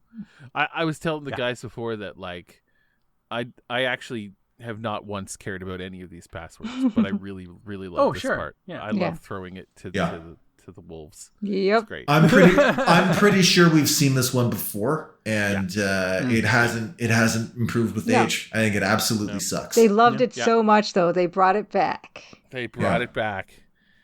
I hope this doesn't become a trend. No. Just boo. Fully boo to that password. Boo! We're keeping track. You might think nobody's keeping track. We're keeping track. Do we have any Knestions for Knight? Oh, Gabriel Knight? Fuck yeah, we do. At least one, yeah. All right. Oh, God, yeah. At least one that I personally saw, though I didn't retain the memory of We them. have one. Well, as a reward for not turning off the episode in disgust when I devalued a $1,000 video game, allow me to give you your first listen to 12 Op's latest masterpiece. Oh, hell yeah. The Gabriel Knight questions theme. There are 3 of them, but I only have the long version queued up into the soundboard. But let's give it a go. Gorgeous. Ready? Yeah. Mm-hmm. Here she comes. Is it wrong or is it right? Ask a question, Gabriel Knight. Beautiful. It's got the Hell right yeah. amount. It's got the right amount of like 90s. Mm-hmm. It's perfect. Yep. It's perfect. Okay, first of all, before we get into the questions, I just want to give everybody a shout out for going in the comments and telling us how you were when we asked you how you were last I was Yes! so touched because I forgot that I had asked. Yes. And then I am genuinely glad that our PCs humored us with that one. Oh, I went in the comments and everyone was saying how they were doing. And I was like, oh, that's sweet. And then I was like, oh, I asked. I was like, what an asshole I am. I specifically asked. And here I am surprised that everyone is answering. But no, that did make my day. So big thanks to Lady Lucid, to Both Belong, Jay Blair. I'm going through the ones that are actually said they're how they're good. Oh yeah, Juffa Wup.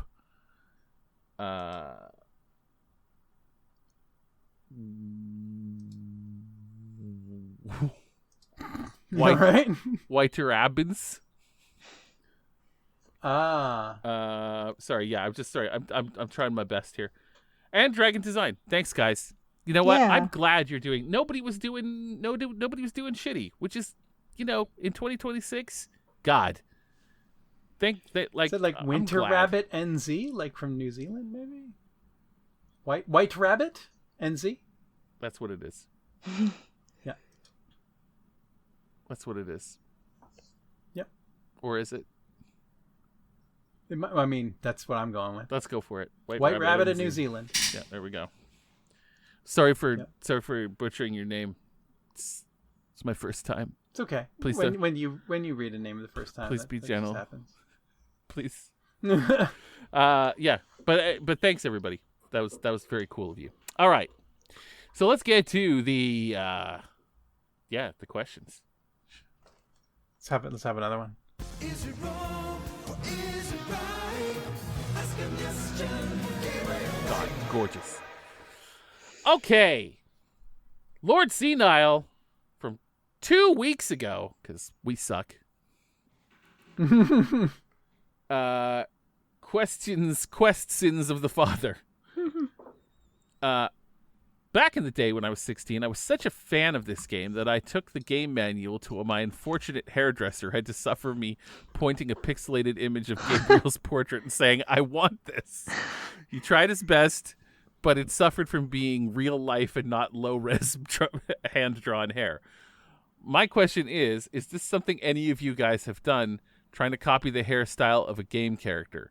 And if you had to choose a hairstyle from any Sierra character, which would you choose? Beautiful. Gorgeous. Okay. So it was not a Sierra game. It was a LucasArts game. Mm-hmm. But in 1993, starting with Halloween, but in the lead up to Halloween, I grew my hair out long for the first time and grew in the best that a kid at that age could do with a beard, which is probably reasonably authentic to the game, to do Guybrush Threepwood from Monkey Island 2 specifically, with Nice. the beard and the ponytail. Yeah. And I kept that ponytail until, the long hair at least, until I started going bald at 22. Yeah. So for about 10 years. Gorgeous. Beautiful. Yep. I in 1992, I think it was. I didn't 92 for you too. I didn't have a picture, but I asked my hairdresser if she had ever played Willie Beamish. Aww. Wow. Because Had she? no, she hadn't even heard of. She hadn't even Oh, heard of okay. it. So I was like, Okay. oh, I was like, there's a chance. so I was like, oh, okay, never mind. She's like, That would be a hard hairstyle to do. Like that's.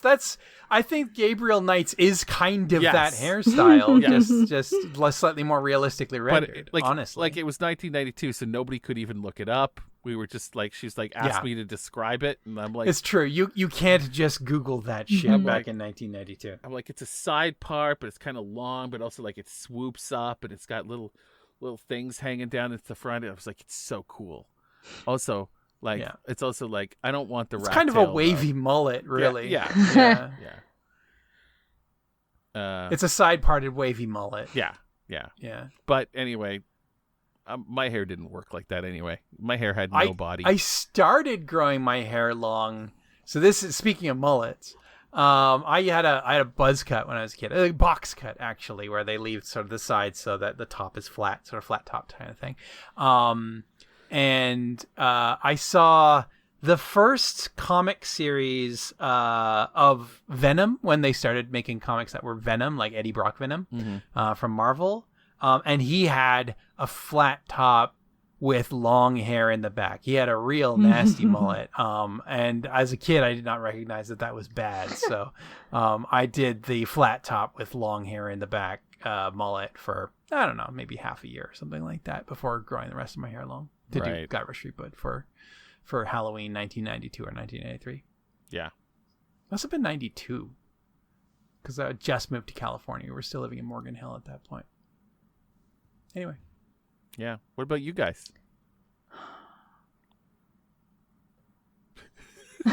Is it a moment here where Julie and I were both giving the other one a chance to go first? Yeah, we're just like, Is what that moment of silence was. Yeah.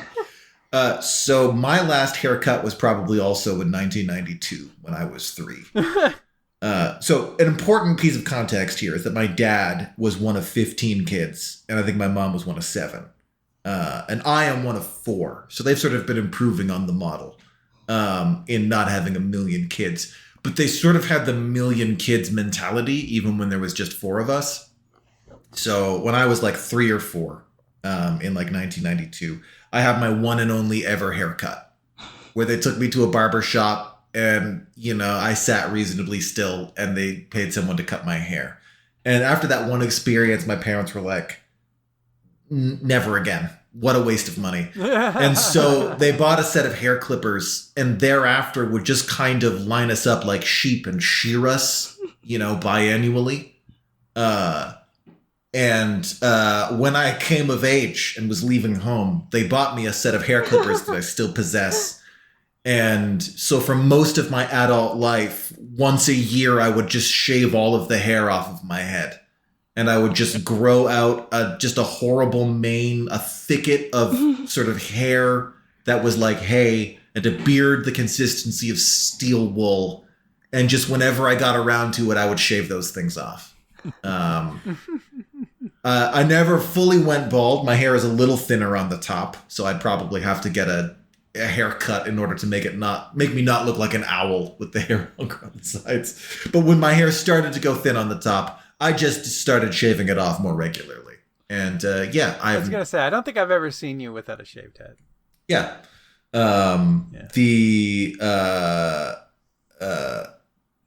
There was a spell when we were working together at Beamdog where I had a big bushy beard and a mane of hair, but that was the I remember the beard, but you were wearing that. You were wearing your hat most of the time. Oh yeah, that's true. I grew a terrible pandemic mane of hair. That was the last sort of hurrah for my full head of hair. What about your sister? Did she get to at least go and get spared the clippers?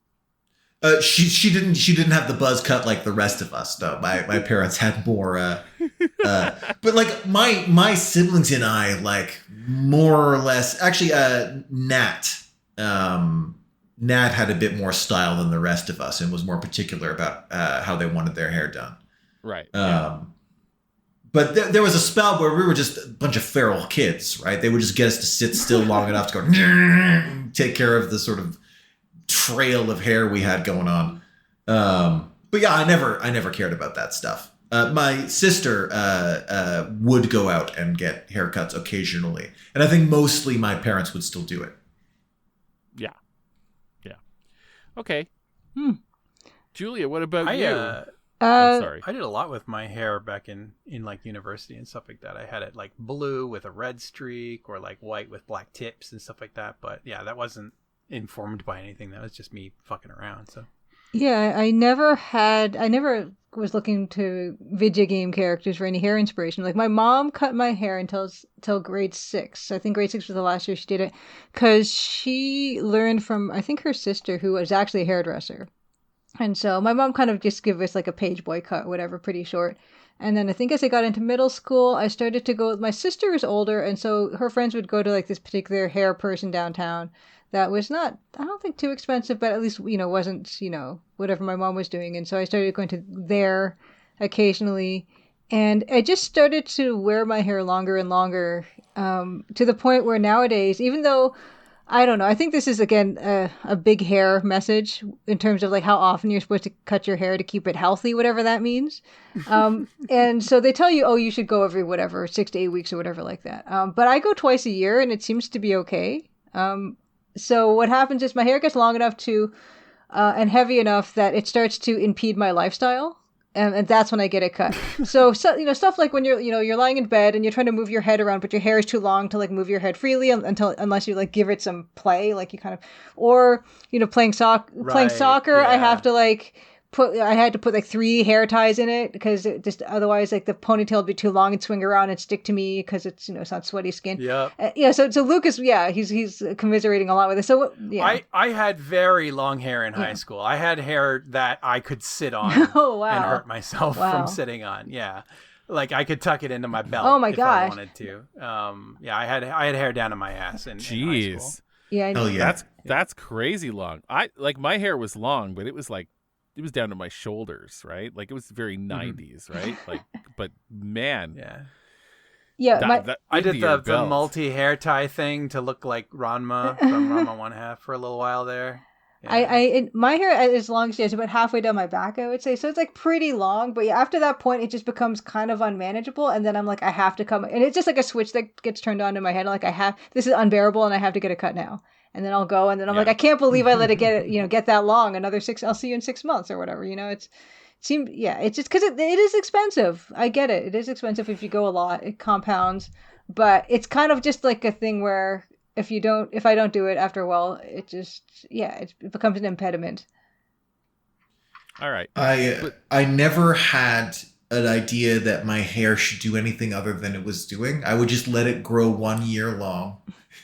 And then I would cut it all off. But while it was growing out to be 1 year long, I would wake up in the morning and my hair would just be kind of like sideways, just like something to my left had exploded. And I would just go about my day with my hair however it had been. Like I would wash it, I was a hygienic individual, but I would just always look like I was up all night either doing mad science or solving a case. It never Yeah. No, I did a lot with my hair. Oh yeah, I did dye my hair. Like in college, my hair I got it cut really short, like very like almost boy short. And I got like blue. I got it dyed blue. I dyed it red and stuff. I like later on when it was longer, I got like kind of an ash blonde. I would get balayage, which was very expensive. It's kind of like highlights, but kind of gradated highlights that start not from the root of your head. Oh yeah. Balayage is beautiful because it grows out really nicely. Otherwise, if you get your hair dyed, like you always have to worry about roots showing and everything. But balayage, it's like a highlights that they paint in at gradated times so that it's not on your root, but it kind of goes from dark if you have dark hair like me, and then it kind of gets lighter and then lightest at the ends, and it grows out beautifully. And I used to do that occasionally, and that was lovely. That is cool. Yeah. That's real cool. I want to see punky teenager. Oh yeah, I got some Julia. pictures somewhere. Yeah. Send it to her in the secret chat. I Everybody will. else. Yeah. The We're PCs not can gonna miss out. air that to the PCs, unfortunately. But yeah. I did for a while only wear sideburns, What? like big bushy under the giant sideburns. Nice. When I was shaving, I would just shave everything but the sideburns. And for us, if you're gonna shave it all off, you gotta have some fun with it for a while. I wore a mohawk at home for one day at one point. It was kind of fun. For a time, I had big bushy sideburns, and for a time, I wore a beard and would just kind of shave the neck to keep it in order. But yeah, other than that, just kind of allowed the whole hair situation to be as Sasquatch as it wanted to be. So that leads to the second part of the question. If you had to choose a hairstyle from any Sierra character, what would you choose? That's a rough one because That's a good question. a lot of Sierra characters have pretty dated hair. Yes. But I don't or just mind bad that. hair in general. Or just bad hair. Like Sonny Bond's hair for most of the series is pretty terrible. It's very Lego Man. Mm-hmm. Yeah. I mean, like you can assume that like Whitey was slightly better because he was like he had to get it. Well, no, they just gave him a bottle of bleach and said go for it. Yeah. So he had cop hair that was just bleached. No, that's bad. That's bad hair. It was right just there. lighter Lego Man. That's all it was. Yeah, he was just. Yeah, he was still a fucking cop. He had probably had cop hair. But here's the thing. I would, much like you, Luke, I started going bald when I was 22. And I just was like, nope, but we're done. And I shaved it all off. And I've sort of had that since then. So really, like, any hair at all would be great. But my hair actually was, like, at its peak, was a little bit like Gabriel Knight's. Honestly, it just was darker. So nice. If I could go back, I would, man. I might take Gabriel Knight even today. Nice. I'll have a very dated 90s haircut. Why not? Why not? Fuck it. If I could have, I'm trying to think of. Yeah, go ahead, please. If I could have the hairstyle of any character from any Sierra game, it would be Toro from Quest for Glory. I would just have a full Minotaur head and just trade all of my human problems for Minotaur problems. You might have trouble with work. Like your particular work might be harder. Yeah, because I wouldn't have proper binocular vision. Yeah. Well, I think you have stereo blindness to I have begin stereo with. blindness anyway. I don't even need I'll just close one eye and get all the work done. Yeah. Also, But I would mean, have like, I would have also- even more problem with doorways than I currently do because of the horns. Yeah. I can't imagine that like using a computer is particularly fun as a Minotaur either. I 'Cause mean- you got the digitigrade legs, so sitting in a chair can't be particularly comfortable. I'd need a special ergonomic chair for sure. I do Yeah. appreciate. And, I was just assuming I had a Minotaur head, but I will take the digitigrade legs as well for sure. If I can include my legs in the hairstyle. Oh, you were thinking like, like 80s rubber suit Minotaur. Where it's just like I will a take. head on. I'll take full Minotaur transformation if that's on the table. If I have to choose only the hairstyle, because if it's only the hairstyle, I guess That's that would fair. maybe be just the horns to just have bull horns instead of hair. And just like hair over the rest of your head, just in general, like Just- a thin, just like a like- fuzz. Just like a weird non-canon Jedi from just. He's just a dude with horns. But yeah, no. Toro from Quest for Glory is my choice. Or a cowardly D&D tiefling yeah, where they have no their only demonic trait is red skin and horns. yeah. But like a massive, glowing eyes. like massive full-size bull horns that give you like neck problems Oh. in life. My God, Julia. So has Oh have yeah, we- check the ultra secret NPC Nice. chat. Hell yeah. That's awesome. Oh, nice. That's so Here- badass. Here's just of the short hair when that was at its shortest.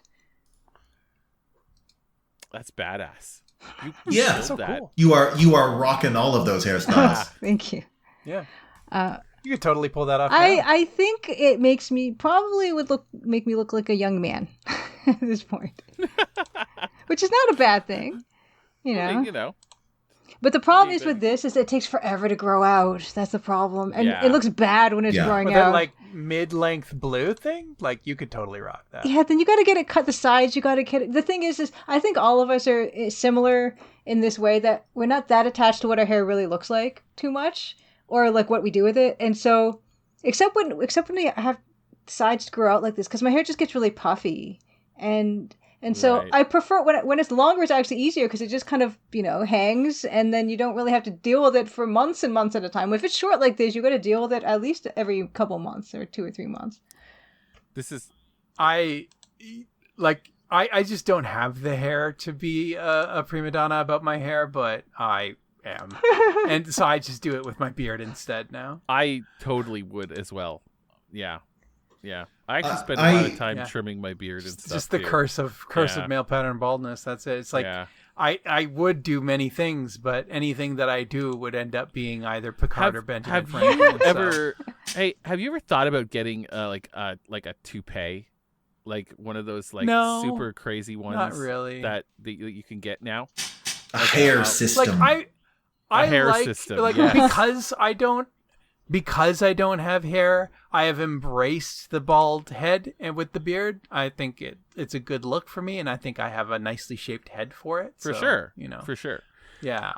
I don't think I would necessarily. I'm not looking to have hair anymore at this point, but. I have And I've tried. I've just like incidentally allowed it to grow long enough that I can confirm that it is not stylable anymore. I have entertained the idea before. Just to You can't be trusted with a hairpiece, Matt. I've seen you put on a wig. You become a different person every time. I know. I become a different person all the time. Yeah. Aw. Yeah. As soon as I get And hair on me, you're right. I I can become see- a nightmare.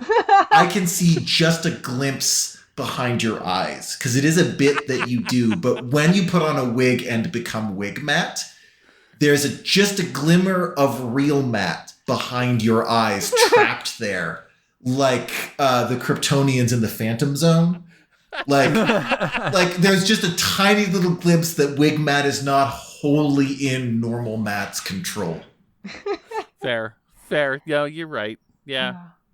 Well, I love my hair, Yeah. actually. I mean, I love the fact that I don't have to do much to it, and I just wash and wear it, and it looks great, and it's fantastic. So I'm not going So to say I you- don't care about it, but I do like it, but I just like the fact that I can just neglect it. So you wouldn't Sierra-ize it at all. No, like everything I look at is through the lens of, is this going to be more work than I'm currently doing, or more expensive? And invariably the answer is yes. So This ultimately characterizes my relationship with my hair as well, in that I do know people who their hair is just a little thin on top, but they don't have like I don't yet have a bald spot or a receding hairline or whatever. It's just the hair on the sides is much thicker. I know many people who just take care of their hair and just get haircuts, get it shaved on the sides so they don't look like an owl as the hair is growing out. I would have to start now caring about my hair to do that, right? And I didn't care about it before, and I'm not about to just now suddenly develop an interest in styling and getting haircuts and that kind of thing. That's so fair. But, I mean, to be fair, Lord Senile's second part of the question is, if you had to choose a hairstyle from any Sierra character, which one would you choose? Oh, if I didn't clock that, if I have to choose one, then for sure, you already Minotaur. did. You picked Absolutely. Yeah. Yeah. Oh. So, yeah. If you for had... force. There's if slim you were pickings, forced man. to. Because the thing is like Grace Nakamura and Laura Bow both have bangs, and I wouldn't do bangs because they're a pain in the butt. You got to upkeep those. Yeah. Um, I was gonna say there's Marie, but she also has bangs. Well, in this case, there's a Marie Wilkins in Police Quest 3 has no bangs, I don't think, but her hair is still very big. Yeah, it's hairspray. I think in this case too, you have to choose a hairstyle. Like that is what your hair has to be like. So one of the facts about you now is that you have Laura Bow's hair. Yeah. So I don't think you have to do anything to maintain your bangs. That is just how your hair is now. Oh. It looks like it needs a bit of a wash, but like you could do Jesse Baines. Jesse 'Cause Baines. that's just long hair. Jesse. Yeah. That's sure. just long black hair. Probably him. I'm double checking what he looks like. Jesse Baines, Police Quest. Look at the Police Quest 2. Okay.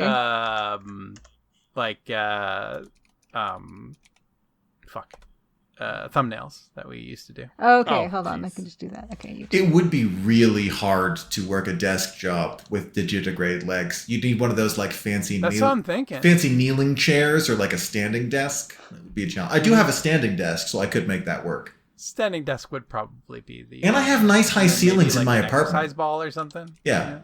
Like I could make that work in my current apartment with the high ceilings. I just have to be careful in the doorways with my horns.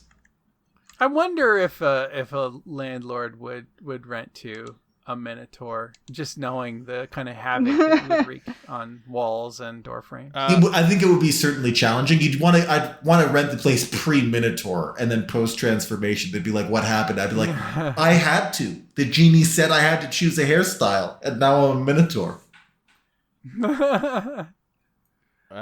Stellar Santiago has a... Stellar Santiago. Hey. Yeah, her hair's kind of back, but she has the wrinkly forehead. Beatrice Wankmeister Which you also wouldn't- has just long hair. It's blonde. It but- looks She does no style, but it's bangs? nice. Actually Yeah, quite yeah, nice. yeah, I would do that. Yeah, that's a manageable length, Beatrice. Yeah. Yeah. Yeah, that's lovely. If I could pull that off, that'd be lovely. Okay. Got it. And, Thank you, guys. Some depictions of Roger have pretty good hair. Roger. Yeah, I didn't mind. Honestly. Beatrice is a good choice. Yeah. Actually, yeah. Would you go blonde? You'd have to if you had her hair, I guess. Yeah, I mean, that's fine too. Like, if it was just blonde, like naturally, then fine. Yeah. Yeah, I'm cool with Yeah. that. Rock. And I think, if I had to maybe Rakesh. I'll take Rakesh's head. Wow, you guys. His head or just the mane? I'll take just the mane the- all the way around. Okay. Yeah. Sure. Why not? I think you could pull off a mane. I honestly, what I should do is just have his life. Man, Rakesh has got it all set up. That He dude. does. Everybody says he's so brave. Just basking in the sun all the Yeah. fucking time Oh. and doing absolutely nothing and Just- delegating, even giving your weapon away to some Oh. rando. He's just all he does is lay around, bang his wife, and We genuinely need to do the sidekick smash. we up, do. The sidekick We do. Smackdown. Yeah, I know. I need to get busy on that. It's true. I imagine a lion tour has some pretty serious gastrointestinal problems. That is a long digestive tract Yeah, It's true. with at least one stomach. I'm looking forward to it. All right, that's just one question, guys. All right. All right. So, second question. Questions of the father of the night. Gabriel's of the father. Is it wrong or is it right? Ask a question, Gabriel Knight. I got another answer. Sorry, Aziza from Quest for Glory. She just has my hair. It's the same hair. Oh, Just there like you black go. hair. Yeah, It's fine. totes. I could do that. Absolutely. No change. Okay, go on. Yeah, Sorry, no. continue. That's such a good. I mean, yeah, if we're just shooting for no changes, then you know, I mean, as sad as it is to say, fucking what's his face, from Dagger of Amon-Ra, the guy with the crazy eyes. Ziggy, look, no, it doesn't Ziggy. have to be no change. It just like no labor, no extra labor in my Well, life. I would choose it just because I like this. This is very convenient Yeah. for me. This no hair thing that I got going on. either of the two guys from Andromeda. I'll take that too. Nice. Why not? The Mohawks. The Mohawks. Idris. As the cooler weather's creeping across the land of Oz, I am seeking comfort meals to cook. What hyper-local dish would you suggest that people wouldn't know outside of your hometown culture or family? I've already added Matt's champagne chicken for when we have stay-at-home date nights. My God. I envy you, and thank you, by the way. I had that not that long ago for Valentine's Day. It's just so goddamn good. Freaking love champagne chicken. God, it's incredible. Did we talk about this? Because I don't remember this. I don't remember champagne chicken. It was a while ago. Okay. I'm not. Yeah, It was I'm a not while ago. remembering it, but Yeah. it's, Yeah. I did mention done it a lot of these long episodes. time ago. It's chicken it's like a French recipe. It's chicken in a champagne sauce. You use with a champagne in champagne it. cream sauce. Oh. Yeah. It's incredible. It's Mm. cream sauce with champagne. It's mostly just heavy cream and champagne, honestly, and butter, and flour, and you just put it on top of chicken over like egg noodles, and Mm. it's one of my favorite things. It does sound really good. Yeah, it It's does. so good. It's so French. So yeah, I'm glad you already have that. As for like comfort meals for winter, yeah, because now that our weather's getting better, yours is getting not. Yeah. So Well, I do a shepherd's pie, which I like to do for comfort in the winter, and it's pretty nice because the recipe that I use makes like a big old glass rectangular baking dish of it, and so you can make a bunch of it at once. And I cut it into like 12 squares, and then you can kind of freeze some, and you can get it out. And it's just I use the medium ground beef in it because they say use lean ground beef, but I'm using the medium because I want all that beefy goodness and all like the fat coming out of it. And they say in the recipe that I use, it's like just an all recipe or something for shepherd's pie. They say, brown the meat in the pan and then drain the pan. I'm not draining the pan. No, we're going to use all that fat and we're going to use that for the rest of the recipe, and just stick it all in there. And it's beefy goodness. It's everything. sounds It's great. everything in one dish. You got your medium ground beef with all its lovely fat. You got your buttery mashed potatoes. I like to put a bit of Greek yogurt in there too for a little bit of tang and extra creaminess. And then you also you cover that with just some mixed vegetables. Just get some frozen mixed vegetables. You put that on. No, sorry. The beef first. The frozen mixed vegetables. Well, obviously cooked. Well, whatever. Defrosted, and then you put this layer of mashed potato on top, and then I put shredded cheese, whatever shredded cheese mix you want, and then on top of that I put panko breadcrumbs, and so it bakes through. You put it in the oven, it bakes through, and then for just a few minutes, but you got to watch it really carefully because the panko will go up real quick. You want to brown the panko breadcrumbs just after 2 or 3 minutes. If you don't, everything's going to turn black. It's going to look molten. It's going to be terrible. You can scrape that off. You can save it. It's fine. But you just toast those breadcrumbs a little bit. You take it out, and you've got this delightful, comfortable dish that's going to be everything you need on one plate. Yeah. Yeah. That sounds great. It's great. Yeah. What about you guys? So, since we're talking about local dishes that are not particularly well known outside of our areas, this is a Nova Scotia thing. So, as I don't really know too much about, honestly, local like Edmonton cuisine, and we've talked ad nauseum about donair. So instead of that, for a winter thing, although you'd have to find them, blueberry grunt. Oh, that's I don't know if the rest of you. Yeah, that's a one I've It's seen in my a family. Cape Breton. Yeah, it's a Cape Yeah. Breton. Yeah, it's a Cape Breton dish. What blueberry grunt is basically is like hot stewed blueberries and like kind of soft biscuits, almost like a dumpling even, served with like whipped cream, potentially ice cream as well. It's a little bit savory. It maintains some of the sweetness of the blueberries, but not a ton of it. But it's real good. And check out a recipe. It's not particularly hard to make. The hard bit, I guess, would just be getting blueberries in winter in Australia. Yeah, I was actually going to recommend something similar. I was trying to think of like regional comfort food. I have something of an interesting experience. Like my parents, being one of a multitude of children from each from a relatively kind of low income background, their idea of comfort food that they would share with us, like family recipes and stuff like that, in the light of hindsight, is mostly poor people food, right? So like one of my mom's favorite dishes growing up was this. It was sort of like elbow macaroni with like crushed tomatoes and bacon. And it is pretty delicious when you concoct it, but when it's served up, it's just sort of like lightly seasoned macaroni noodles and maybe a little piece of bacon, one for each child kind of thing, right? But in my mother's upbringing, it was more of a summertime thing because that's when they could just pick berries for free. But in this our modern age where you can freeze berries and ship them around the world, we had a thing that was similar to blueberry grunt, which was called half-hour pudding, which is more like a cake, I guess. Like you bake it in the way that you would like a cake. an English pudding. Yeah.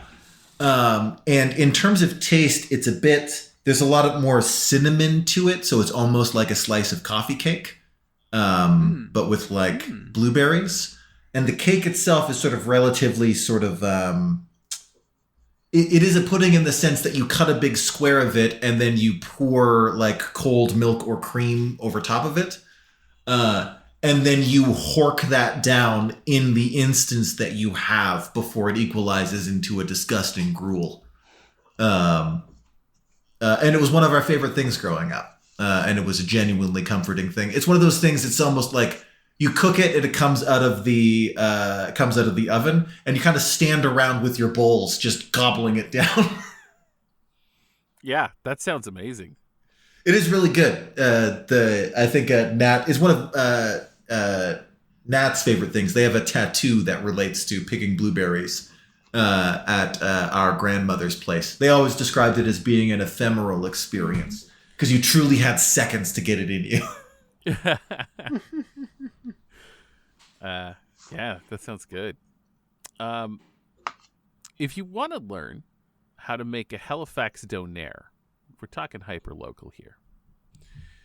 There are several really good recipes, but there is one that recently came up for making the donair meat that I saw on YouTube. And what they do is they take ground beef and they add a shit ton of pureed onion, some garlic, pureed garlic. Like it looks like baby puke because it's all pureed onion, and then you put like coriander, onion powder, garlic powder, oregano, salt, pepper, cayenne pepper, and a little bit of Greek yogurt, and then you knead it up until it's like a fucking paste, a meat paste, and then you throw that between two pieces of parchment paper, and you just roll it out with a rolling pin until it's flat. And then you take the parchment paper and you roll it up lengthwise and you throw that bitch in the oven. Okay. 400 degrees for 20 minutes. And it looks exactly like shaved donair meat. And then all you got to do is I was gonna say until you roll it up and chuck it in the oven, like that just sounds like what you do to make donair meat. Like, it is really just sort of flat bits of like chicken or beef or whatever that are just like then piled onto a spit and then shaved over the course of a week. But like they get a little bit that sounds real They good. get cooked in between those pieces of parchment paper and they're thin already. And and then you just throw it in there. And the donair sauce is like condensed milk, white vinegar, and garlic powder. That's all you need. And then you just throw those together and mix it together till it looks like jizz. And then you just big old jar of cum. And then you take the meat, you put it on a pita, and you cut up tomatoes and onions. Drown it in cum. And just drizzle the sauce over and then eat it. That is a Halifax donair. It is the closest thing you're going to get. It is the closest thing. That was me laughing at this photo, Alex. Yeah.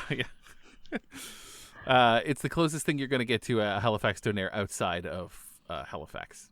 So. And especially if you don't want to construct the unholy meat obelisk that you need to do to make the way that they normally make donair meat. Ain't nobody got time for that. So that's a very hyper local not unless dish. you're having a party. Yeah. Throw the pita down on some of that meat grease too in a pan and warm it up too before you throw it in there. Make it nice and soft.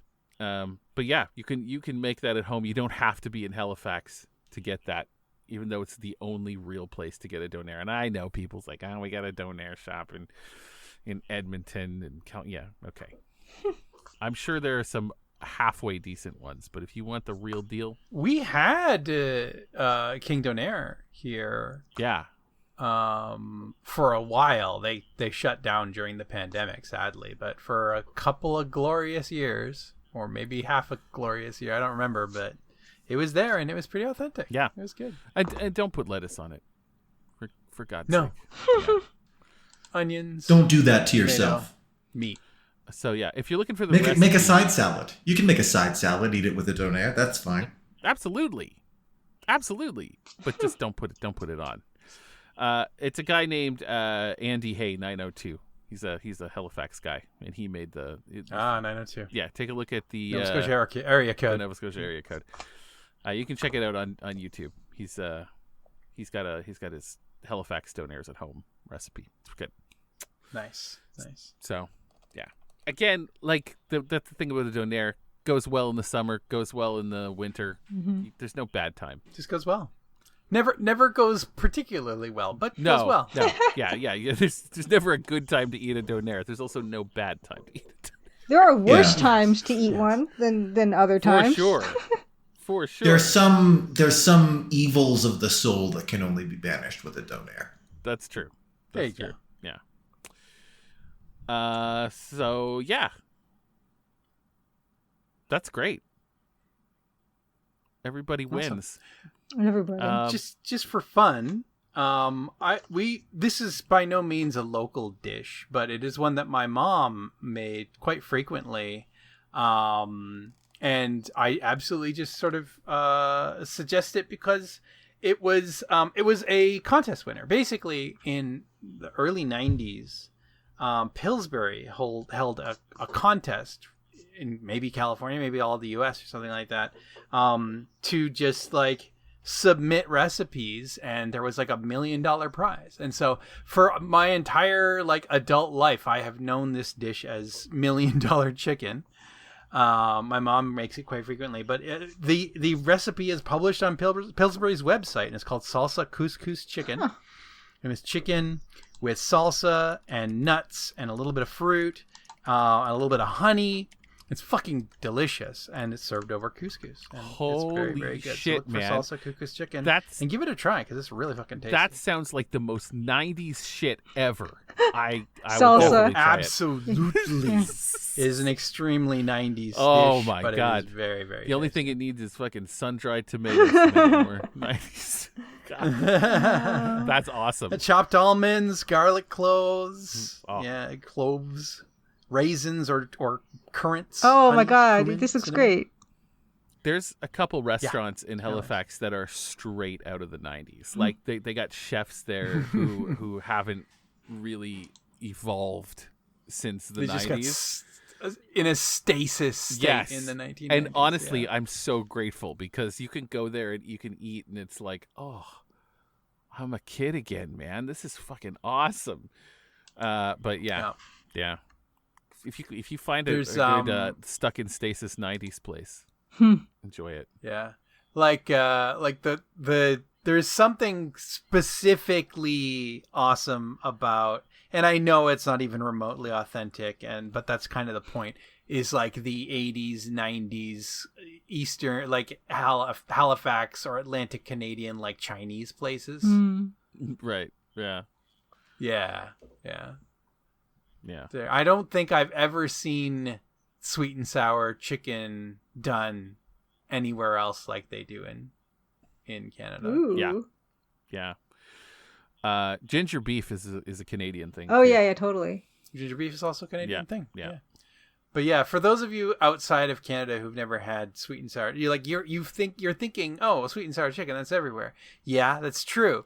But the way that they do it in Canada is very weird. It's these chicken like meat, not even meatballs, but spheres of chicken meat that have been deep fried and have just a solid fucking like fried exterior. Yeah. They're chicken balls. That are then dipped in the sweetest fucking sweet and sour sauce you've ever had. There's no sour to it. It's bright red. Mm-hmm. Sweet and sour. Bright red. Yes. It's bright red It's like sugar theatrical blood. Yes. liquid. Yeah. Yes. Yeah. It's wild. And it just gelatinizes, if you put it in the fridge. While I appreciate slightly more authentic Asian and Chinese cuisine, like I like sometimes when I can go to a Chinese place and they have like. Do you remember that time? I think Matt, we went with Shane. God, that was awesome. Going to a Chinese restaurant with an actual like Chinese person is fucking amazing. We went to King's Palace all the time, and one time we went with Shane, and they brought out the menus, and Shane was like, "No, bring me the real menu."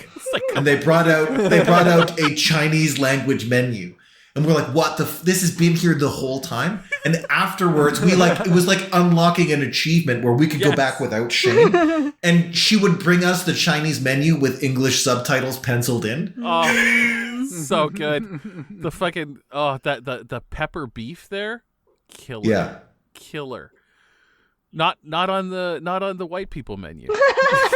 I actually do. I find the horrible white people Canadian food strangely endearing. Yeah, me like too. the Oh, chicken me too. balls and the nuclear syrupy sugar chicken. Oh, absolutely. I love that stuff too. Yeah, me too. Yeah.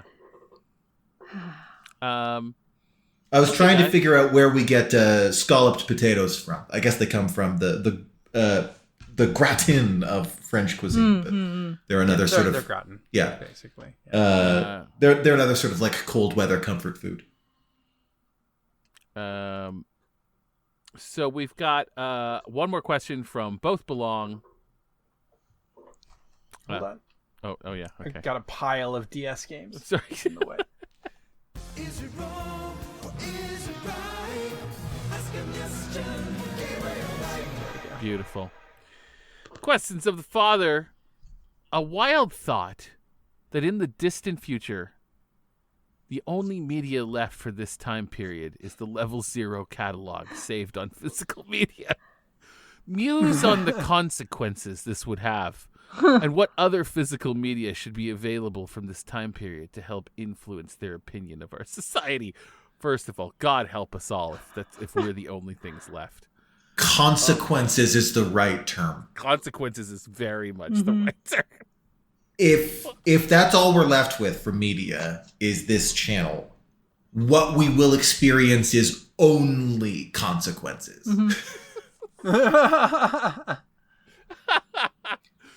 I mean, like, our very niche way of doing shit is going to, like, it does not have mass appeal. Clearly. Clearly, based on our we're a views. compelling exercise. We are a compelling exercise in, like, there are certain people you shouldn't give a microphone to. Yeah. There's absolutely. also, you could learn a lot about the evils that beset society, because sometimes we veer out of our way to condemn those things, even at the expense of, like, being a less good let's play channel. Right? Oh, Like, God, yes. It's true. I would not say in any way are we a good Let's Play channel at all. No. No. I mean, we're good at let's playing when we do. yeah. Yeah. Sure. Yeah. But we only We can do be it when we want put to. our minds to it. The thing is about Yeah. this channel is we only do what we want to. Yeah. And nothing else. And some people might not like that. And I clearly We reject the notion that this is a serious thing that could make us money and be an actual career. But- Fuck that. This is a hobby. We're having fun. but like the amount of like heavily weighted Canadian content is going to be Oh, yeah. highly. It's all Canadiana. we are weirdly opinionated and very left leaning. But it's like going back and listening to our back catalog. It's interesting because we're also not extremely shy about just like pointing a finger at something that is happening at the exact moment. So it's a good snapshot. Yeah. Yeah. If you want to like if you want to speed run the like late 2010s and the 2020s, if you want to watch the world crumble around for God. people who are just laughing through it. Yeah. There got are it. worse. You got it. There's worse media that you could find because we are sometimes wrong about things or incorrect in our assessment or myopic in our worldview or any combination of these things. But we're not lying, right? Yeah. No. There's a lot of media that you could find that is deliberately deceitful and engineered as propaganda. For sure. This is just us genuinely shooting the shit. So if you only had us to base as a frame of reference, you would know that there was this thing called capitalism. And in that in that sort of socioeconomic construct, we sort of lived like gods with magic in a world of sort of like reckless technology, where all of these things were possible, but also life was like stressful and difficult and scary. And we knew that it could come toppling down at any minute. And you know that it did because none of that stuff exists anymore. And all you have is this, my voice now, which was inscrutably copied onto a VHS tape. On physical media of some Or kind. a CD or something. Sometimes, yeah. Yeah. Also, In my head, it is a VHS tape. well, that's so fair. Like, and No. that So would be this is fitting. this is a golden record shot into space because it's the only place that was safe. It's all they had. They had this and rocket technology, and that's it. While I like the idea of being like everybody who's been on this channel being immortalized, I also really love the idea of any PC that's ever asked a question, because like we use your names and we get to know a lot about you guys just based on your questions, and Reasonable amount at least. and therefore you guys would also be remembered. So that's not a consequence. That's one of the cool things about being the only media. Because we're like, I truly believe that we are like, we're like human first here on this channel. It's in no ways is this meant to be denigrating or like reductive of us, but we're just four nobodies. Yeah. Yeah.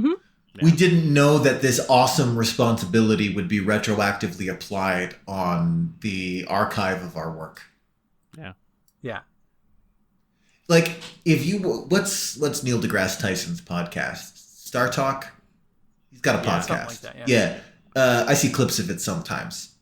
He's an entertaining fellow, is Neil deGrasse Tyson, but also very knowledgeable. So you would actually learn a lot about our world and the struggles that it faces, but also like physics and stuff that might help you rebuild society, along with humor in a very human sort of way. So it is a damn shame that didn't survive and this did.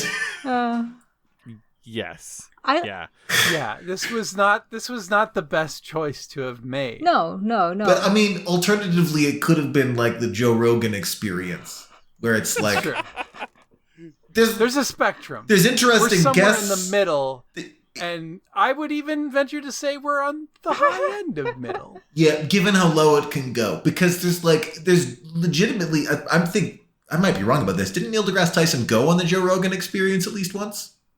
Oh, probably. Yeah, there's a bunch of people that have been on there. I might be wrong about that. Decent people go on, right? It's not. Yeah. It's more an issue of tone deafness, and especially more recently delving into outright sort of misinformation. Yeah. But that's the problem, is that like there's some willful misinformation mixed in with the other stuff. Whereas, yeah, we're never lying. We're just not always right. Yeah, well, and we are also being influenced by, media that tells us exactly what they want us to know about. We're also reasonably tech savvy and follow, some of the remaining, hopefully truthful pieces of news media and stuff like that out there. But I mean, I'm not in Gaza. I don't know really what's going on in there. I hope the information that I have is right. Yeah, But, it would be arrogant for us to assume that our level of media and technological literacy is the same thing as an inoculation against propaganda. Mm-hmm.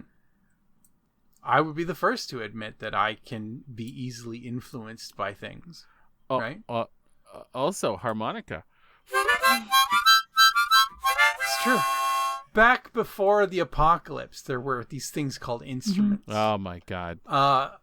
Yeah. I have a guitar. I have multiple guitars, as a matter of fact. Which it was a very well loved instrument. But I also have a didgeridoo, and I'm probably better at it. Oh god. Yeah, we can't. they're not. We really shouldn't go and start talking about all the things in the world. Although, if we're going to be the only thing left, maybe we should. I think it's really fun to think about. Man. There could be Re-educating humanity about the things. Well, not they even lost. just that, but just like having cults and stuff. The cannibal episode we did of of Colonel's Bequest is probably more relatable now than it was when we recorded it. There you go. Yeah. And how arrogant our talk about bed skirts must seem. Yeah, that's another thing, that there's not the benefit of that cultural context. So you might not know what a bed is necessarily. I mean, you might have a different way of sleeping. Maybe you sleep in trees. I don't know what you do, but I love the idea of doing a podcast explaining for the apocalypse, explaining everything the world has lost, but not starting with the most important things, just starting anywhere. Just randomly. Today we're talking about cassettes. We're talking about cassette tapes. We're talking about the Walkman. That's what we're talking about. That's a thing that has gone from the world. I would love to do that show. That would be awesome.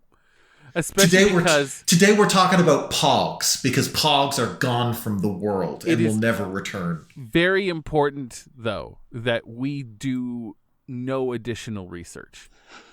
Yeah. Oh, yeah. We have to go on what we know only. Pogs as experienced by people who just kind of lived in the orbit of those things. Today we're talking about grade school dances. That's what we're talking about this week. That's a thing that has gone from this world. We're going to try and be useful, and we're going to tell you about desalination. None of us really know. No. Knows how it works. I really want to talk about the grade school dances, man. I could go on for an hour about the preteen dances I used to have in the fire hall. But like we just with impartiality, tiny today it's ant farms, and Yeah. and today it's deep space exploration. Yeah, But- I'm gonna do my best to describe to you how to generate electricity. I'm Yeah. not gonna do a good job at it. Most of it boils down to heating up water to move a wheel Yeah. Yeah.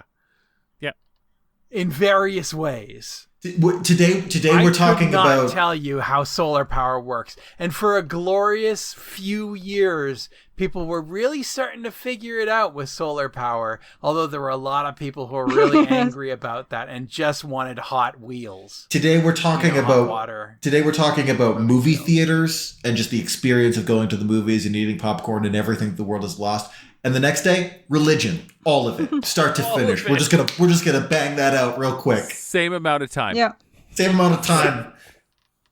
Same amount. Tacos, all of religion. Yeah, one episode about tacos. Everything that we can think to say about tacos from our limited personal lived experience.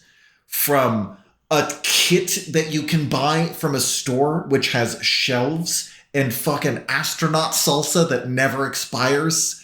It's like Yeah. to like sort of authentic like street food and like that one Mexican restaurant that I saved from Steven by banishing him to hell and then later got shut down for human trafficking.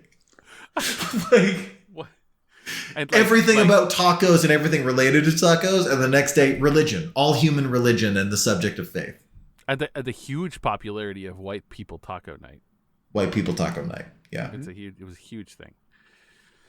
Anyway, yeah, that's the consequences, is that we are not knowledgeable in a lot of things, and I don't know how good we are at representing I mean, but at least we're not only bad. 50% of this show is white male.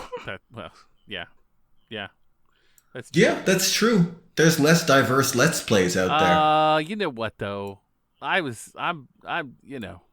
Matt's like 50% white. yeah, I am 50% white. Also, I was raised by white people, so I like Yeah. to play the card of my people. But the fact is at the end of the day, Matt might be one of the whitest like First Nations people.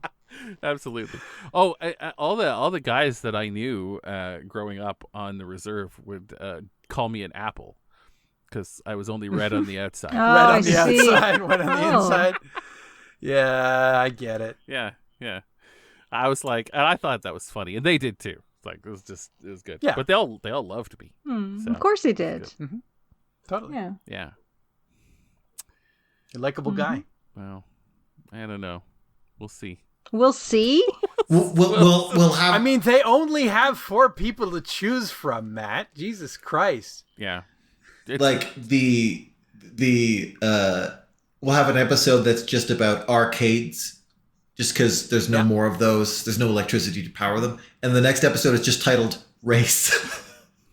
Race. The whole concept, because it's a social construct and society has fallen. There's no such thing as that anymore. true. Everyone is just who they are. We should do this. Oh my god. We could call it like everything we know, a history for a fallen world, and we just go. and I'm in.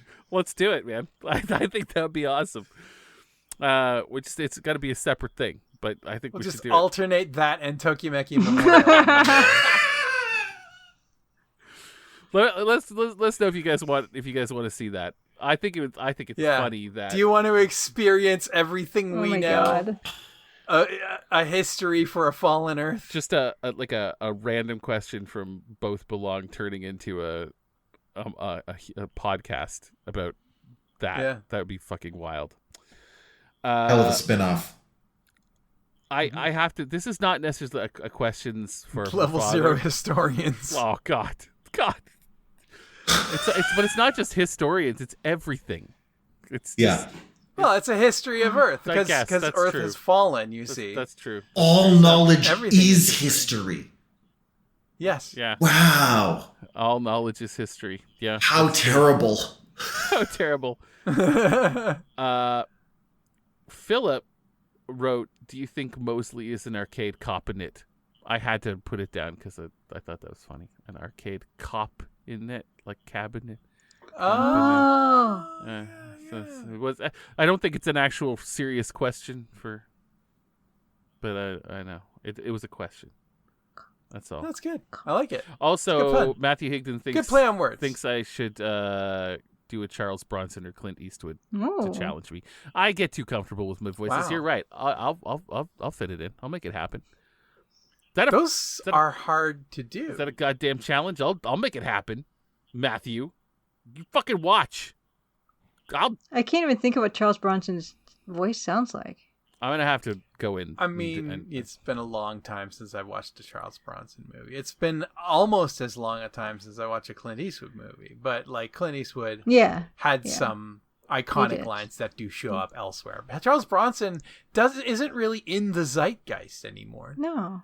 Yeah. I guess we're gonna have to do an episode on Charles Bronson episode. without doing Not having research. seen anything. Just a random, random Charles Bronson episode. Even arcades is a subject. Then to do an episode not on movies or celebrities, but specifically Charles Bronson.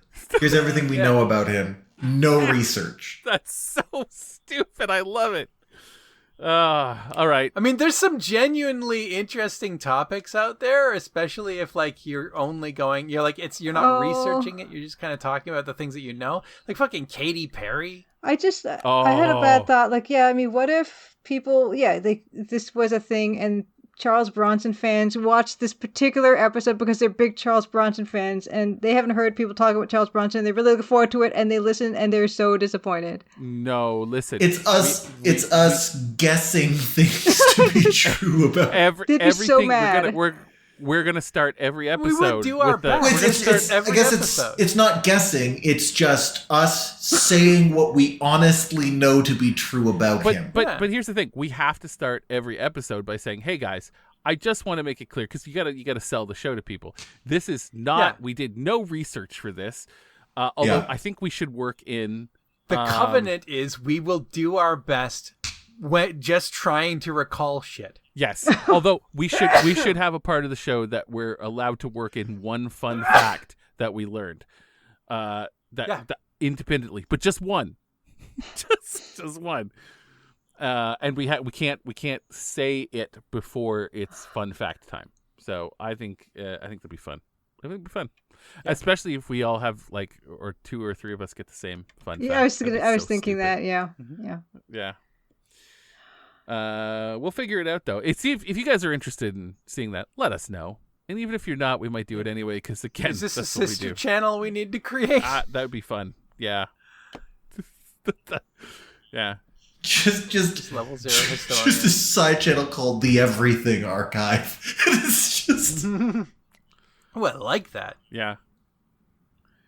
Brought to you by Level 0 Historian. It's just a time capsule for all human knowledge. But we just refuse to prioritize or learn. Well, it's like an oral history, right? Like or learn. I think that's the most important part. The important part, you see, when you're trying to gather as much human knowledge as possible, is you don't have time to stop and research all of it. You just have to give them as much as possible before the world blows up. It's a weird pre-internet exercise. To just say the things we reckon to be true. This is how the world used to work. Mostly. It is an oral history. I'm just old enough to know what it is to sit in a group of people all talking about what we reckon to be true. I'm precisely old enough. And when I was in early grade school, we still had Encarta because the internet existed, but it was fucking useless. There was still encyclopedias that a person would buy in thinking that they might someday need one. And let me tell you, Charles Bronson was not in the encyclopedia and probably still isn't. So. No. Yeah. Well, maybe. Did he invent something that I'm not aware of? No, but he was in a bunch of movies. Do you think they're in the encyclopedia? People It might be. I doubt Probably. it. They gotta keep adding shit to keep it relevant. Do they? They could add history stuff. Have you seen how big the World Book No. is? That's like 3 shelves on a All right. bookshelf. Charles Bronson. All right. There is It's a not one book. there is a Charles It's not like the dictionary. there is a Charles Bronson entry in Britannica. Oh, There you go. Yeah. Told you. it's ooh, That's- Yeah. but That's the thing Wild. about encyclopedias. oh, I'm gonna shut my mouth. That's The encyclopedia is basically what we're gonna try to do yeah. Except without doing any research. without research. Yeah. Wild. Between the 4 of us, we can nail it. Oh my god. Well, Yeah. there he is. The encyclomedia. I think an important thing too is when we capture those Encyclopedia? moments. We encyclopedia? Sorry. A cyclopedia is quite good too. Zeropedia. Oh yeah. The I'm sure uncyclopedia has been taken. Encyclopedia, probably. Someone must have made an uncyclopedia before. Capturing those moments where we don't agree what the truth is. Mm-hmm. Right? Where like we're talking about something that none of us understand, and all of us have a different reckoning of what might be true about it, and all we can do is capture that disagreement for posterity and just leave it for future generations to figure out. I love it. There is an encyclopedia, and it is like Yeah. the Wikipedia. You could just edit it and make. Yeah, it's Wikipedia with no need for research. Yes. It's kind of like this. Kind of really. like this, yeah. Do they have a podcast already? But it's for like community entries. It's kind of like Urban Dictionary or Yeah. Likewise, stuff like that. the title, The Everything Archive, is probably also taken, but I do like that as a title. Probably. Yeah. No, I like that a lot. All right, guys, we're running up on 2 hours and 40 minutes here. So listen, Oh, Jesus. I know.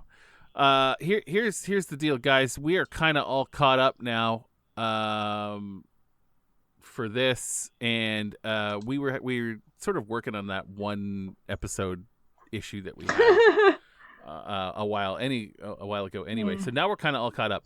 So next week, hopefully, the gods willing, we will be back, and we will be doing 2 episodes, and we'll be right back on track. 2 episodes of gameplay. Yeah. And thank you all for bearing with us as we unraveled that mystery. I really can't describe to you how disturbing it was when door number 3 opened and Luke just produced a fucking different game, but with apparently the same save file. Really, really jarring. I do not have a good explanation for how that could possibly be true. Yeah, there you have it. Thanks for bearing with us, guys. I know we say we do this for I us. am still delighted that I just ripped apart a $250 to $750 cellophane wrap. Oh, you did. Some of those, my bear claws. some of those were pretty valuable, as it turns out. Ugh. Yeah. Yeah. It's, I think it's important for us and important for the channel, for the PCs at home, because if Pokemon Mystery Dungeon Blue Rescue Team was secretly lurking in a sealed game, an unrelated sealed game, we would need to know that, right? It's important. Yeah. And thank you for having the courage to check those things. We all right? felt when it. you hear a You're sound, welcome. when you hear a sound in the boiler room, you just gotta grab a flashlight and check that shit out, you know? I would be one of the first people to die in a horror movie. Yeah. No, I can't I'm a not. coward. I would not.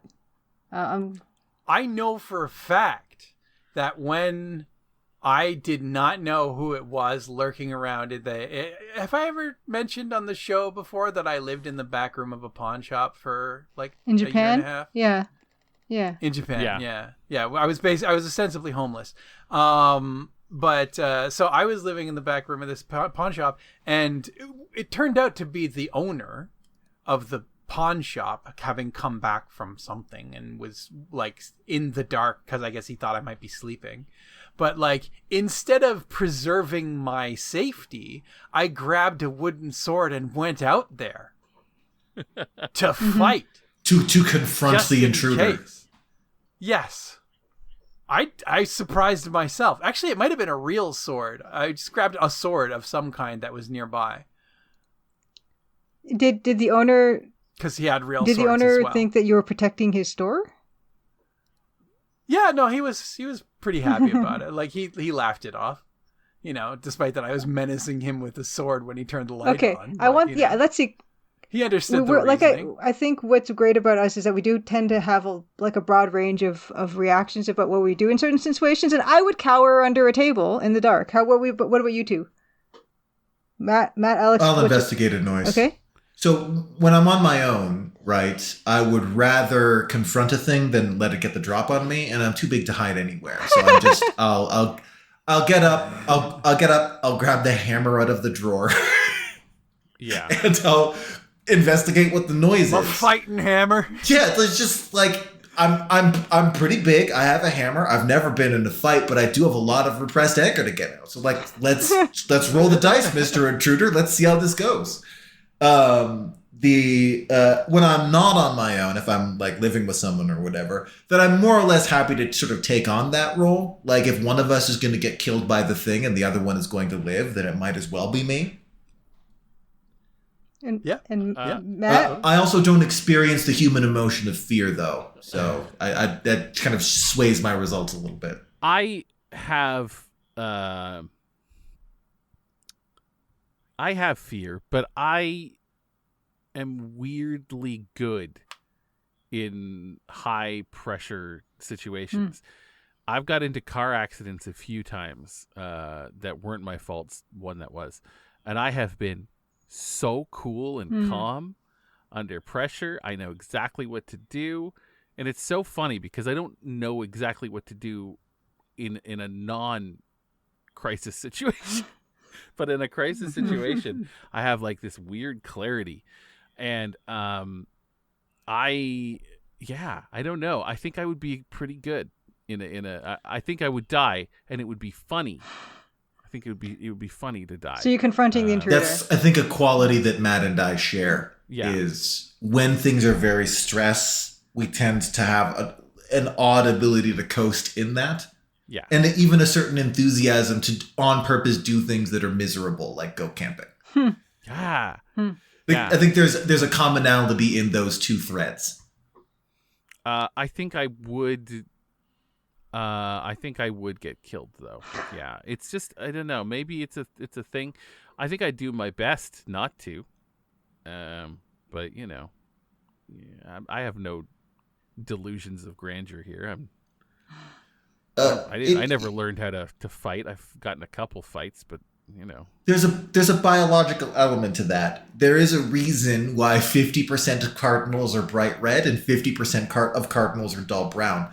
The red cardinal is not camouflaged, right? It is the cardinal when it makes it sounds like a cartoon laser beam, and it's pretty easy to triangulate where it is. And it is because the red cardinal's job is to get eaten. That is what he's up to. yeah. So there's some biological imperatives at work. Yeah. Like every cardinal, bird or not. I would do my best Stop speaking. to try to save as many lives as I could. Yeah. And my own included. I'm not gonna like sacrifice myself if I can help it, but For sure. I've never been in a fight. I don't think I'd be good at it, but I'd give it a shot in the pressure situation. Or that's what I would want to have done in that situation for sure. Yeah. You would grab somebody and dive behind a table together instead of jumping on the grenade. That's a smarter plan than jumping on the grenade. That's a smarter. Yeah. I have bad reaction time, so like I don't always necessarily, with my slow, like reanimated corpse level reflexes, I would want to push someone out of harm's way. And like don't like I don't want you guys to like think that I'm just being cool here, because I'm really not. I'm always surprised at how good I am in a crisis situation, because in a normal everyday human trying to find a job situation, I'm not very good at all. But like, yeah, I'm not cool, guys. I'm not cool. Just letting you know. Sorry. I'm sorry. You are cool to us. Yeah. You're My Yeah. my NPCs say I'm cool. Yeah, you are. Yeah. My mom Yeah. says I'm cool. All right, guys, that's enough. Come on, it's All right, we gotta get out of here. We gotta put this thing. It's almost Put this thing 3 to bed. hours. Thank you, everybody. Like, yeah, we didn't give you 2 episodes. We gave you like 3 episodes worth in one. So enjoy that. Yeah, maybe. Yeah. I'm gonna regret this when I don't start editing it until like midnight on Saturday morning. It's okay. You don't have to put it out until the evening. Yeah, there's only true. one. Only one. It is Yeah. a single episode. That's true. Yeah. All right. All right, guys. Love you forever. Thick and stay, Take and everybody. stay. Take it, say. Bye. Love you. Bye. Bye. y'all. Still really into you. Bye. Bye. What an anemic ending that was.